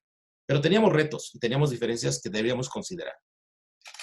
Por eso, la cuestión aquí y lo que teníamos en algún momento dado, si es que queríamos utilizar las tecnologías de la información, atender estos elementos que ya nos marcaban claramente recomendaciones de la Comisión Interamericana, recomendaciones también de expertos, también la misma ley o la normatividad en materia de protección de datos personales, los órganos de control como el INAI o los 32 órganos estatales, nos tendríamos que atender los principios, tendríamos que atender los deberes, tendríamos que atender las medidas de seguridad. Por eso, para el planteamiento, si es que teníamos que transitar, o algo que empezábamos a ver que era la carrera de muchos países, teníamos que entender cómo funcionaba el modelo descentralizado por el que optó Europa. Como bien ya lo comentaba el doctor Rica, ¿sí? La autodeterminación y el manejo de la información para un autocontrol se le deja al mismo ciudadano. Entendiendo, ¿sí? Que bueno, pues será y se privilegiará precisamente este control y las autoridades convertirse en estas instancias que puedan estar suministrando información, pero para el control autodeterminativo del ciudadano. Del otro lado, ¿sí? Y creo que era el que más, como país, por las características, por la no capacidad económica de poder hacer pruebas, tendríamos que empezar a visualizar cuál era la propuesta del modelo centralizado, donde nuestro modelo federal nos permite a nosotros hablar en un enfoque de relaciones intergubernamentales y un enfoque de relaciones intragubernamentales. ¿Para qué? Para hacer valer este reto que tenía México y también las condiciones en las que estábamos ante una normatividad que era reciente. 2017 es nuestra Ley General de Protección de Datos Personales en posesión de sujetos obligados. Ley Federal de Protección de Datos Personales en posesión de particulares 2010, alejada de un contexto como son los 168 artículos de la Ley General comparados con los 69 artículos de la Ley Federal. Y creo que aquí tendríamos que ver cómo funcionó y vimos también los esquemas de rastreo que plantearon estos primeros países que hablaban de estas aplicaciones. Además, pues la capacidad económica y el poder que les da a los países desarrollados como son europeos, permitían que estas plataformas o estos gigantes de la tecnología, pues se dirigieran y se suscribieran a lo que mandataban estos países europeos, no así países de América Latina. Por eso nosotros, ¿sí? También entendíamos que la necesidad de atender estas dos curvas era necesario tanto para europeos como para americanos, ¿sí? No éramos ajenos a que estábamos en algún momento dado que transitar entre esta curva de salud y la curva económica que ya veíamos en algún momento dado se tenían que encontrar cuando se diera la reintegración a las actividades normales. Y bien hacían estas recomendaciones, mucho cuidado, ¿sí? Es importante entender que el imperativo fundamental es salvar vidas, ¿sí? El tema de la salud, el tema de la vida es el imperativo fundamental. ¿Por qué? Porque creo que es razón de ser de toda sociedad. Entonces, conocimos precisamente nosotros, entonces, como México, ¿qué es lo que tendríamos que hacer? ¿Cómo podríamos hablar y poder aprovechar estas tecnologías de la información a partir de nuestras características y también con la experiencia que estábamos viendo en otros países, sobre todo europeos. Por eso, cuando empezamos con este contexto del posible regreso y cuando planteamos esta cuestión de semaforización y la reintegración de las 32 entidades federativas, de cómo iba a ser el reingreso de los 2.459 municipios de nuestro país, empezamos a plantear, y paralelamente con la Comisión de Datos Personales del Sistema, con mis compañeros comisionados en el Estado de México, cómo podría ser el posible desarrollo de una aplicación de seguimiento. ¿Por qué? Porque Google y Apple, esos gigantes, estaban enfocados a las necesidades europeas, no hacia las necesidades de México. Y nosotros, obviamente, teníamos características y retos diferentes. Planteábamos que nosotros, por ejemplo, en el Estado de México, sin ningún problema, podríamos desarrollar esta aplicación. Como van a ver, posteriormente creo que fue el caso español que desarrolló su propia aplicación de seguimiento. ¿Qué veíamos? Por eso decíamos que estábamos muy al pendiente de lo que se estaban haciendo en otros países, principalmente de Europa. En América no teníamos nada. Conocimos los casos fallidos, ¿sí? Identificamos, ¿sí? Y aprendimos de algo que se hizo y que fue una referencia también para decir, no hagamos lo mismo, ¿sí? ¿Por qué? Porque vamos a regresar precisamente a estas situaciones. Conocimos entonces, y fue lo que nos llamó la atención mucho de España, la forma en que se empezó a diseñar desde la protección, desde el diseño mismo, y los retos que fueron enfrentados, además la perspectiva que le dio desde la construcción misma de esta aplicación, era un ejemplo y que fue lo que tomamos nosotros, o particularmente proponíamos que tendríamos que poder hacer en México o en el Estado de México. Por eso, como bien lo comentaba hace rato el doctor Orozco, cuando vimos esto, por ejemplo, en el caso de la Ciudad de México, ¿sí? Y que nos impactó que muchos, o que los órganos garantes, o que el sistema de protección de datos personales no hubiéramos intervenido, porque esto que se hizo, muchas de las veces, violentaba varios de los 8 principios de protección de datos personales. O bien, muy directamente uno, que a mí me llamaba la atención, que es el de lealtad. Porque nos pedían datos personales, ¿sí? Y se recababan datos personales y no se cumplía lo que se nos prometía. ¿Para qué se pedía esta información? Que obviamente eran datos que en una situación de normalidad no se tendrían que estar pidiendo o está prohibido pedirse. Sin embargo, era para poder identificar casos sospechosos y que posteriormente viniera una prueba. Situación que todos sabemos que no fue verdad porque no había la cantidad de pruebas necesarias. Por eso decíamos, ¿cuáles son los retos para México? Y entendiendo en el contexto en el que ya estamos. Miren, todos estamos escuchando con alarma lo que ya viene, esta segunda ola del coronavirus. Nosotros todavía no sabemos si ya salimos, ¿sí? Pero bueno, de que nos va a tocar una continuidad, va a continuar, ¿sí? Por eso hoy vemos que ya, por ejemplo, Europa, ¿sí? Empieza esta pasarela de interoperabilidad de plataformas, ¿sí? Vean ustedes la palabra interoperabilidad. Y entonces se habla de esta conexión de estas aplicaciones de diferentes países de la Unión Europea por su modelo que tiene precisamente de ser un modelo o ser un sistema donde se puede intercambiar hoy el flujo normal de personas. Algo que en México lo tenemos precisamente en nuestro modelo federal. Y hablamos de interoperabilidad, algo que en su momento nos hemos querido hablar cuando hablamos de portabilidad de datos personales, y creo que hoy lo que en algún momento dado, eso que plantea el artículo 57, y que no hemos logrado transitar, al menos la Plataforma Nacional de Transparencia, pero que sí lo logró el Estado de México con su SARCOEN, y que es una plataforma interoperable global, a nosotros nos va a permitir podernos interconectar de manera segura, como lo está haciendo Europa, con la interoperabilidad o esta pasarela que permite conectar diferentes o estas aplicaciones de estos países que forman parte, obviamente, de esa Unión Europea. ¿Sí? ¿Por qué? Porque creo que lo peor que nos puede pasar a México como país es lo que ya estamos viendo en algunos países. Van a regresar de nuevo al confinamiento total. Todos sabemos el tema económico, cómo nos está pegando. No sé si nosotros como país podamos regresar a ese esquema de volvernos a encerrar, volver a regresar a semáforo en nuevas condiciones. La siguiente. ¿Por qué razón? Porque estamos ante, decíamos, lo que está considerando esta segunda ola y ya representa un reto. Y claro que vamos a tener que enfrentar esta ponderación y poder valorar qué es lo que tenemos o cómo podemos armonizar estos retos que vamos a tener con esta segunda o con este segundo reto.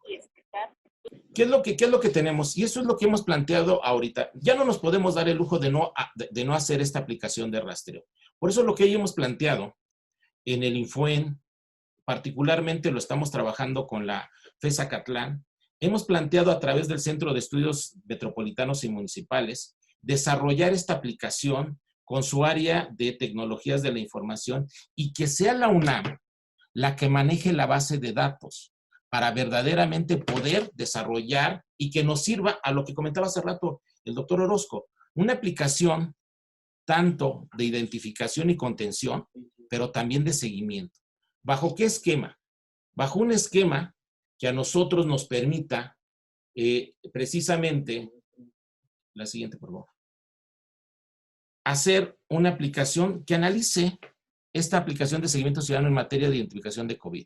¿Por qué razón? Nosotros no nos podemos dar el lujo verdaderamente de caer en una situación de contagio masivo. Somos un país de 120 millones de habitantes. Tenemos 56 zonas metropolitanas. El Estado de México es una entidad federativa que cuenta con 17 millones de habitantes, con una población muchas de las veces mayores a cualquier otro país y que tenemos una alta concentración y zonas metropolitanas de alto riesgo. Por eso nosotros tenemos que visualizar cuál sería el modelo a seguir. Hemos planteado que nosotros hoy tenemos que jugar o tenemos que entender que estamos ante el derecho a la salud, la protección de los datos personales, pero también el tema económico. Por eso es un tema que debe involucrar a poderes, debe involucrar a órdenes de gobierno, debe involucrar a diferentes instituciones y a la sociedad en su conjunto. ¿Por qué razón? Porque nosotros como país no aplicamos o ocupamos el último lugar de pruebas por cada 1,000 habitantes. Punto 4. Comparado con los países de la OCDE, pues obviamente estamos en el último lugar. Nosotros no tenemos la capacidad, porque no contamos con los recursos para poder hacer. Por eso lo que hemos planteado, y una de las cosas que tiene que ir de la mano con la aplicación de esta aplicación de seguimiento, es aplicar algo que se conoce en programación dinámica como análisis de Markov. ¿Qué es lo que estamos planteando? Nosotros tenemos claramente identificadas 46 zonas metropolitanas en México. ¿Qué es lo que tenemos que hacer? Apliquemos de manera certera estas pruebas de COVID para que en términos de optimización determinemos el número de pruebas que se tienen que aplicar en cada una de estas zonas metropolitanas y no así en todas las zonas, porque estamos tirando. Primero, son pocas pruebas que no las tenemos ni tenemos los recursos. Y segundo, no nos sirve estar aplicando pruebas de manera desordenada. Tenemos que aplicarlas de manera focalizada para tener un mayor efecto, sobre todo un efecto multiplicador que nos permita identificar contagios y paralelamente generar cinturones de seguridad, de control en estas zonas metropolitanas. Por eso es necesario trabajar de manera, y invoco este modelo centralizado, pero trabajar de manera ordenada bajo un esquema de relaciones intergubernamentales con todas las instituciones. En esto y bajo la perspectiva y lo que nos permite el título 5 de nuestra Ley General de Protección de Datos Personales en materia de transferencias de bases de datos, con las debidas medidas de seguridad y el tratamiento que implica, trabajar para poder desarrollar esta propuesta. De modo tal, y aquí invoco la última obra que tiene Michael Sandel, La teoría del mérito, que nos pregunta qué ha sido del bien común, y lo comentaba hace rato también el doctor Ricardo Martínez. De verdad, tenemos que entender como sociedad que no podemos seguir actuando bajo una cuestión de no entender que tenemos que ser sociedad civil, entender que el bien común, ¿sí?, es en beneficio de todos y ser solidarios, porque parece que aquí, ¿sí?, hay condiciones de oportunidad para los que en un enfoque, como dice la Trinidad del médico, del mérito, se puede explicar que son capaces de poder superar esta situación de contingencia, el derecho a la salud, el derecho al trabajo, el derecho a un ingreso y otras zonas que parece que están destinadas, ¿sí?, a vivir y pagar las consecuencias de una pandemia que nos está poniendo como retos como sociedad, porque hemos dejado de atender este principio categórico que es el bien común y que como sociedad y como país a México en situaciones verdaderamente de emergencia,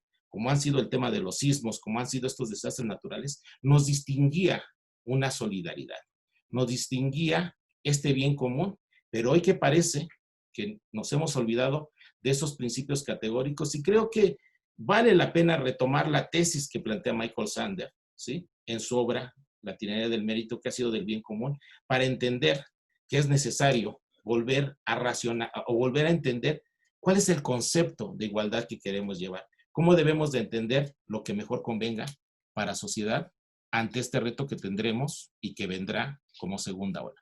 Sería cuanto de mi parte. Muchas gracias. Muchas gracias al comisionado Javier Martínez Cruz. Si me permiten, tenemos muchas personas que están siguiendo esta transmisión y nada más leer algunos comentarios y realizar una pregunta que tenemos. Dice María del Carmen Saucedo, muy interesante la protección de datos y la salud. También es necesario el diseño de aplicación y protección de datos en procedimientos judiciales. Ariadna dice, muy buenas tardes, excelente sesión, gracias por la oportunidad. Tengo una pregunta.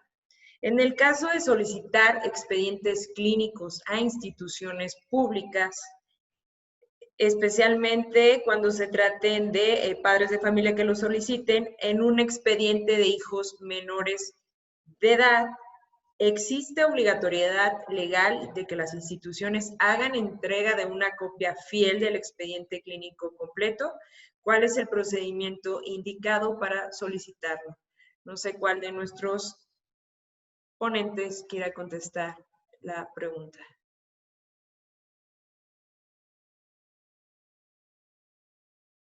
Doctor Orozco, Sí. perdón que le uso la voz, pero usted fue el que tomó el tema No, de sí, digo, yo estaba esperando a ver qué decía el comisionado Javier, porque hemos platicado mucho sobre el tema de expedientes clínicos y por eso no participaba. Pero sí, efectivamente, para efectos del expediente clínico hay un procedimiento y el procedimiento es el procedimiento del ejercicio de derechos ARCO, que se llama procedimiento de protección de derechos, en el sentido de que la persona que quiera el expediente tiene que solicitarlo al médico tratante a través de lo que es el acceso, solicitarle ahí el acceso y solicitarle la copia del expediente correspondiente para efectos de que el médico se lo llegue a dar. Si el médico o la institución clínica determina no dárselo por el motivo que consideren, existe la posibilidad de acudir ante el INAI a través, si es sector público, a través de un recurso, si es sector privado, a través del procedimiento de protección de derechos, para efectos de que el instituto lleve a cabo la valoración y determine la procedencia o no del acceso a esta información. Pero sí existe obligación legal de dar copias del expediente una vez que lo solicite el titular. Muchas gracias, doctor Orozco. Comisionado Javier Martínez Cruz, no sé si quiera agregar algo. Sí, yo nada más agregaría, como digo, en el caso, y por eso dejé que el doctor Orozco hablara del tema en general como institución. Por ejemplo, en el caso para nosotros como órganos garantes en cuestiones de sujetos obligados o instituciones públicas, pues están obligados a entregar el expediente clínico, nada más que recordemos por la pregunta que se hacían, si estamos hablando de menores de edad, pues quien ejerza precisamente la patria potestad tendría que ser en este caso si son los dos padres, o bien quien pueda comprobar que lo ejerce, porque estamos hablando de ejercicio de datos personales de menores. Entonces tendrían que ser a través de ellos. Hemos superado ya todavía recientemente me consultaba apenas una amiga de Cancún, de una solicitud donde el sujeto obligado invocaba todavía una norma de que el expediente clínico le pertenece a la institución. Pues recuerden que pues, la resolución de la Suprema Corte de Justicia ya ha sido superado, no es bajo una norma que se rige el expediente clínico, también ya fue superado el tema de que le pertenecía al médico. Hoy estamos hablando del ejercicio de acceso a datos como un derecho fundamental establecido claramente en el título 3º de nuestra Ley General de Protección de Datos Personales y que está hablando precisamente de esa modalidad dentro del acrónimo ARCOP, sí, porque ya incorporó yo portabilidad, de acceso a datos personales y que nos abre la modalidad tanto, recuerden, y creo que son de las novedades que tiene nuestra Ley General de Protección de Datos Personales y Protección de Sujetos Obligados, tanto de acceso a datos personales de menores a través de los que ejerza la patria potestad y en el caso de personas fallecidas, quien pueda, vía solicitud, acreditar interés jurídico y vía ya recurso de inconformidad o recurso de revisión, a quien pueda acreditar interés jurídico o interés legítimo, que en esto ya abre la puerta, como comentaba hace rato en su momento el doctor Orozco, ya casos donde puede ser un familiar o quien haya convivido de hecho, que puede ser la esposa, la concubina, para poder acceder a datos personales de personas fallecidas, hablando de este tipo de documentos como es el expediente clínico. Muchas gracias, comisionado Javier. Y antes de pasar a los comentarios finales de cada uno de nuestros panelistas, nada más leer otro comentario. Dice, no sé si es correcto, pero en México el INEGI ya tiene información de geolocalización. No sé si esté reglamentado, cuál es el fundamento que el sector salud pueda utilizar para extraer esos datos de la pandemia. Simplemente lo pone como comentario, mencionando que el INEGI ya tiene datos de geolocalización. Entonces, en ese sentido, les doy el uso de la voz por 5 minutos a cada uno para que nos regalen unos comentarios finales, empezando por el doctor Ricard Martín. Gracias, doctor. Perfecto, muchas gracias. Yo, en primer lugar, quisiera de nuevo agradecer esta oportunidad a altas horas de la noche. Para mí es toda una experiencia. Pero que estoy disfrutando enormemente. Y yo disfruté mucho de las dos ponencias. En primer lugar, la ponencia de Roberto Orozco nos situó en un plano muy querido para un profesor de Derecho Constitucional. Nos definió con mucha precisión esas relaciones. Yo coincido con él en su posición. Es decir, efectivamente, no podemos percibir en la situación actual las relaciones entre tratamiento de datos, derecho fundamental a la protección de datos y todas aquellas necesidades que derivan del derecho de la ciudadanía a disfrutar de salud, de la sanidad y salud pública en términos de conflicto, sino de conciliación, de ponderación. Es decir, esto es fundamental. Si percibimos o si concebimos este tipo de relaciones a día de hoy desde una perspectiva en el que un derecho prevalece o limita al otro en lugar de conseguir una integración armónica, en realidad perjudicaremos a la población y perjudicaremos a la comunidad. Y suscribo completamente su tesis. En cuanto al comisionado, cuya intervención ha sido particularmente brillante y me ha resultado de un enorme interés, creo que en uno de sus gráficos me gustó mucho el haber visto una visión holística de la realidad. Es decir, uno de los riesgos que a mí siempre me han preocupado en protección de datos ha sido la visión de túnel. Verán, para nuestros futuros egresados, el derecho a la protección de datos es un derecho que ejerce una suerte de vis atractiva sobre el conjunto del ordenamiento. Es un derecho de naturaleza instrumental que se proyecta de modo objetivo prácticamente sobre todo el ordenamiento jurídico. Siempre estamos tratando información personal de un sujeto en un contexto determinado y que además tiende a absorber bajo su égida a todos los derechos de la personalidad. El derecho a la intimidad, el derecho a la propia imagen. Siempre hay datos en este tipo de tratamientos de información. cuando nosotros no tenemos una visión holística ni de la realidad ni del ordenamiento, tendemos a hacer algo muy sencillo que un sector de la doctrina filosófica ha denunciado en el país, no con respecto a la protección de datos, sino con el mecanismo de ponderación. Tendemos a ponderar siempre en favor del derecho a la protección de datos. Es un mecanismo de interpretación particularmente sencillo. Y en cambio, el comisionado puso de manifiesto que existía una realidad social, que existía una realidad sanitaria, que existieran unos objetivos y una garantía del derecho a la protección de datos, e incluso puso en uno de los lados de su gráfica a la economía. Y en esto quisiera subrayar un elemento que a mí me viene preocupando desde hace tiempo. Y no necesariamente porque esté en favor de intereses empresariales o de intereses de la industria, pero sí que es cierto que muchas de las decisiones que tomamos en protección de datos son fuertemente condicionantes para el futuro del país. Y en este sentido, la normativa de protección de datos nos ofrece una oportunidad magnífica, al menos desde la perspectiva europea. Y es que el desarrollo de la futura sociedad de la transformación digital, el desarrollo de esa cuarta revolución industrial, sea un desarrollo armonizado con la garantía de los derechos de las personas. Y ahí el derecho fundamental a la protección de datos juega un papel determinante. Pero si no entendemos esta relación instrumental, si no entendemos cómo desde la protección de datos podemos ayudar a la evolución tecnológica y económica de la sociedad, puede que el derecho a la protección de datos opere como un freno. Y en este sentido, eso generará además ciertas dificultades a la competitividad del país. ¿Por qué?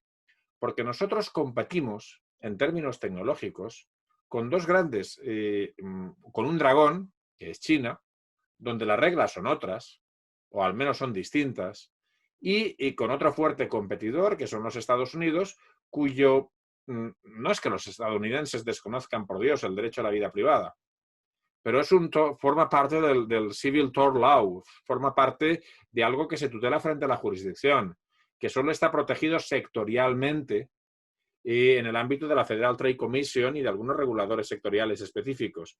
Y por tanto, con una mayor flexibilidad empresarial, en la medida en que mientras que la Unión Europea y los países que siguen su línea funcionan con criterios de opt-in, los norteamericanos funcionan con criterios de opt-out. Por tanto, creo que, y con esto acabo mis 5 minutos, no sé si me he pasado, tomando de los dos ponentes, creo que aquellas cosas que me han interesado, con una afirmación que puede parecer a veces contrafactual y bastante impopular, incluso en el ámbito de la protección de datos. Tenemos una seria responsabilidad.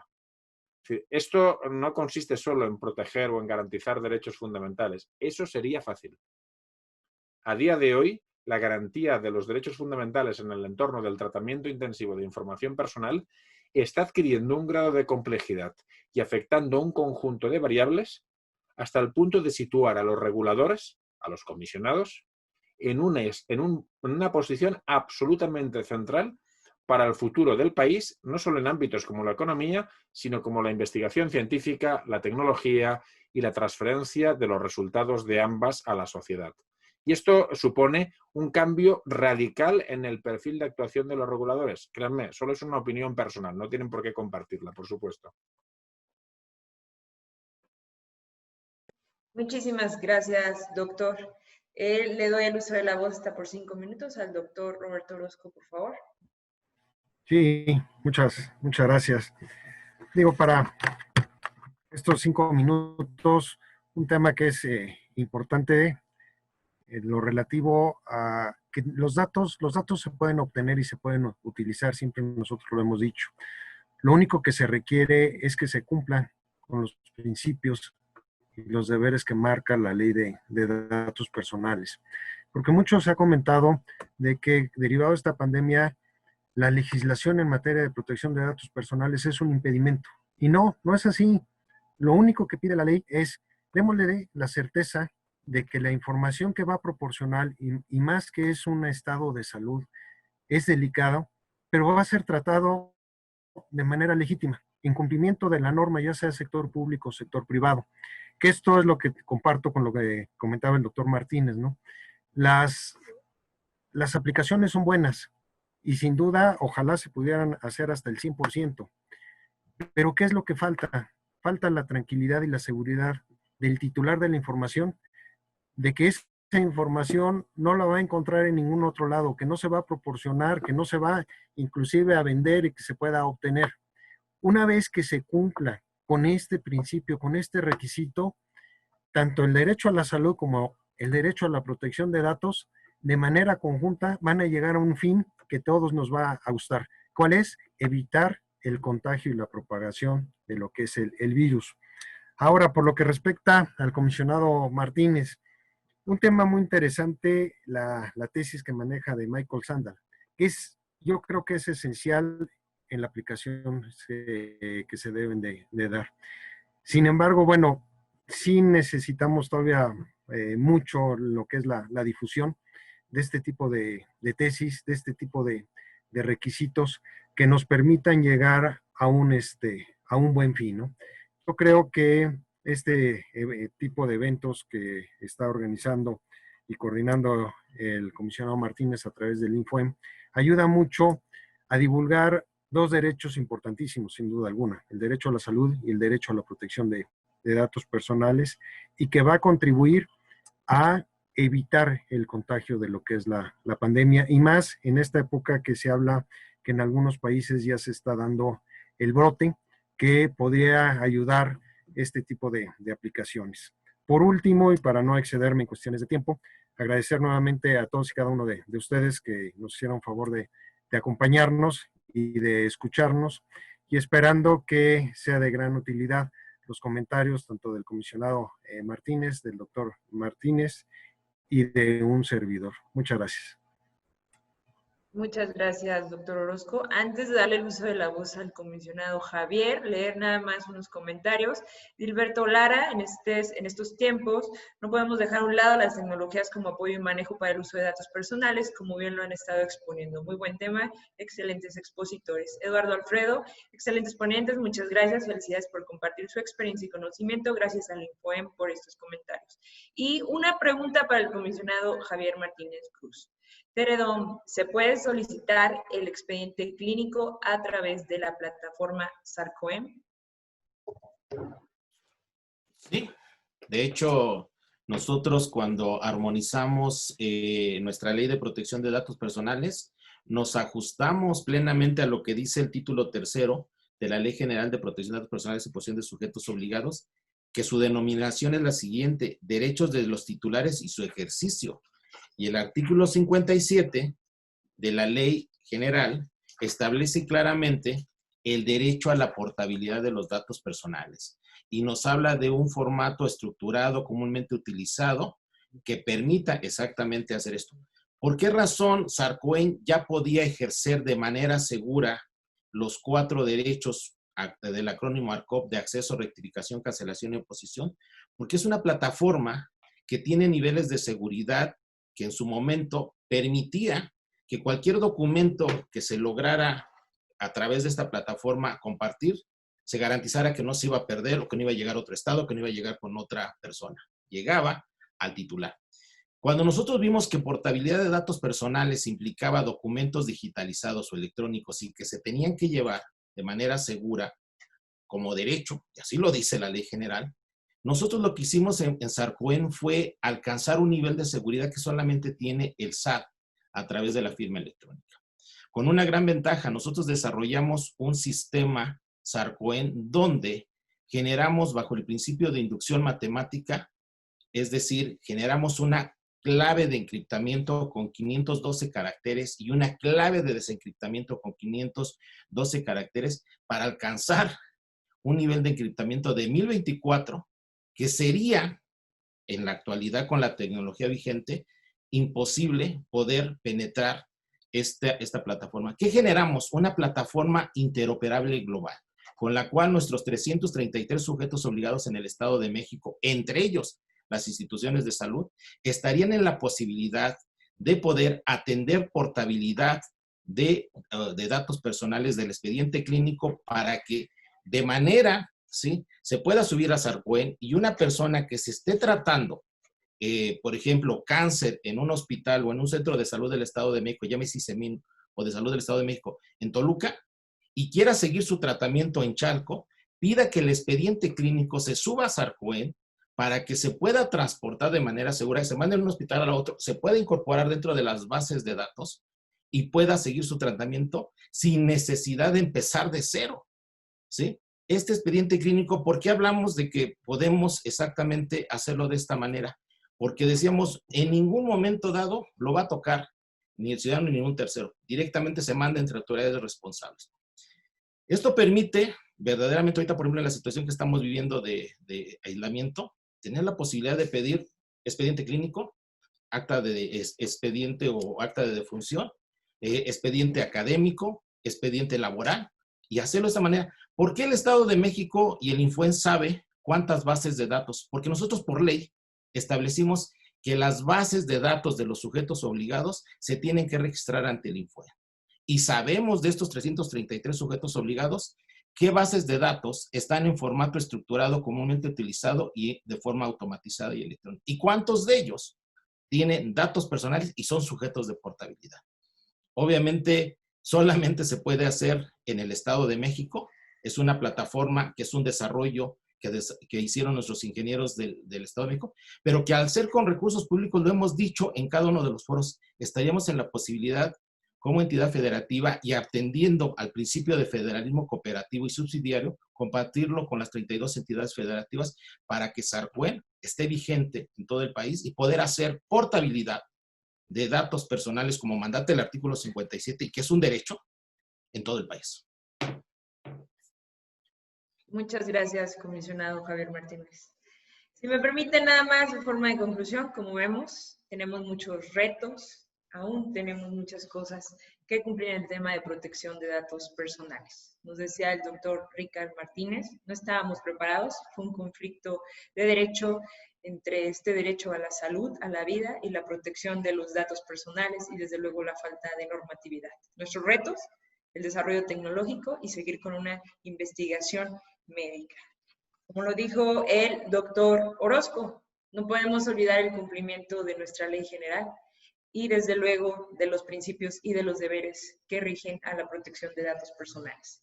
Y con ese toque especial que siempre le da el comisionado Javier Martínez Cruz, es correcto, no podemos olvidar esa curva de la pandemia y desde luego ese nivel económico que tenemos que proteger y seguir sosteniendo, no solo en nuestro país, sino a nivel mundial. Y desde luego estos retos, como lo dijo, las aplicaciones de rastreo, la interoperabilidad de las plataformas y la portabilidad de datos personales. Sin más, no tengo más que agradecer a todas y a todos los que siguieron esta transmisión en vivo y desde luego darle las gracias a cada uno de nuestros ponentes por todo su conocimiento. Desde luego nos dejan muchos temas y muchas dudas que seguramente tendremos que seguir investigando y alimentando nuestro conocimiento. Muchas gracias a la Universidad Autónoma del Estado de México y desde luego a las comisionadas y los comisionados del Instituto de Transparencia, Acceso a la Información Pública y Protección de Datos Personales del Estado de México y municipios. Muchísimas gracias, que tengan muy buenas tardes. Doctor Ricard, muy buenas noches y disculpe que lo estemos desvelando. Un abrazo a todas y todos. Gracias, buenas tardes. Muy buenas tardes a todos. Hasta luego, que estén bien. Buenas noches a todos. Perfecto, buenas noches. Hasta luego. Gracias, buenas tardes. Gracias por todo. Excelente tarde.